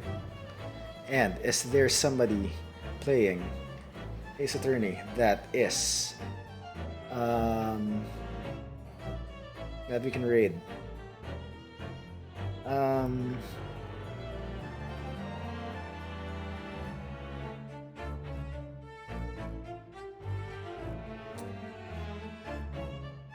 Somebody is in a different language. And in cases of that I have not seen yet.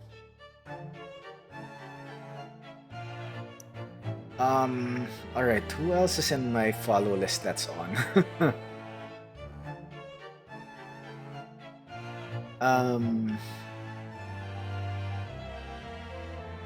Thanks for stream. No worries, Coburn. Alright, let us...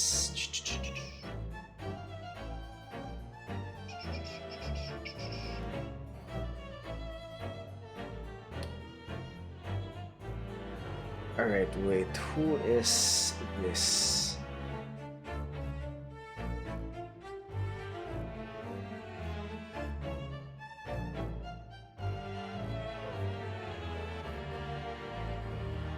Okay, you know what? Let's just read Dawn.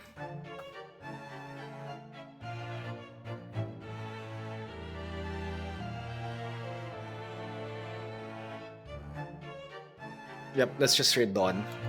And apparently it's his affiliate anniversary today. So yeah, let's go read Dawn. Yep, Dawn is playing GPW3 and he is in Dry Bowser. Oopsie, spoilers. Sorry. I am fully spoiled at GPW3. I don't care. But if you are avoiding to be spoiled, I am very sorry for that. But yeah. Yep, let's read Dawn. Anyway, everyone, thank you very much. Have a great rest of your day, rest of your night, and I will see you all next time. Bye.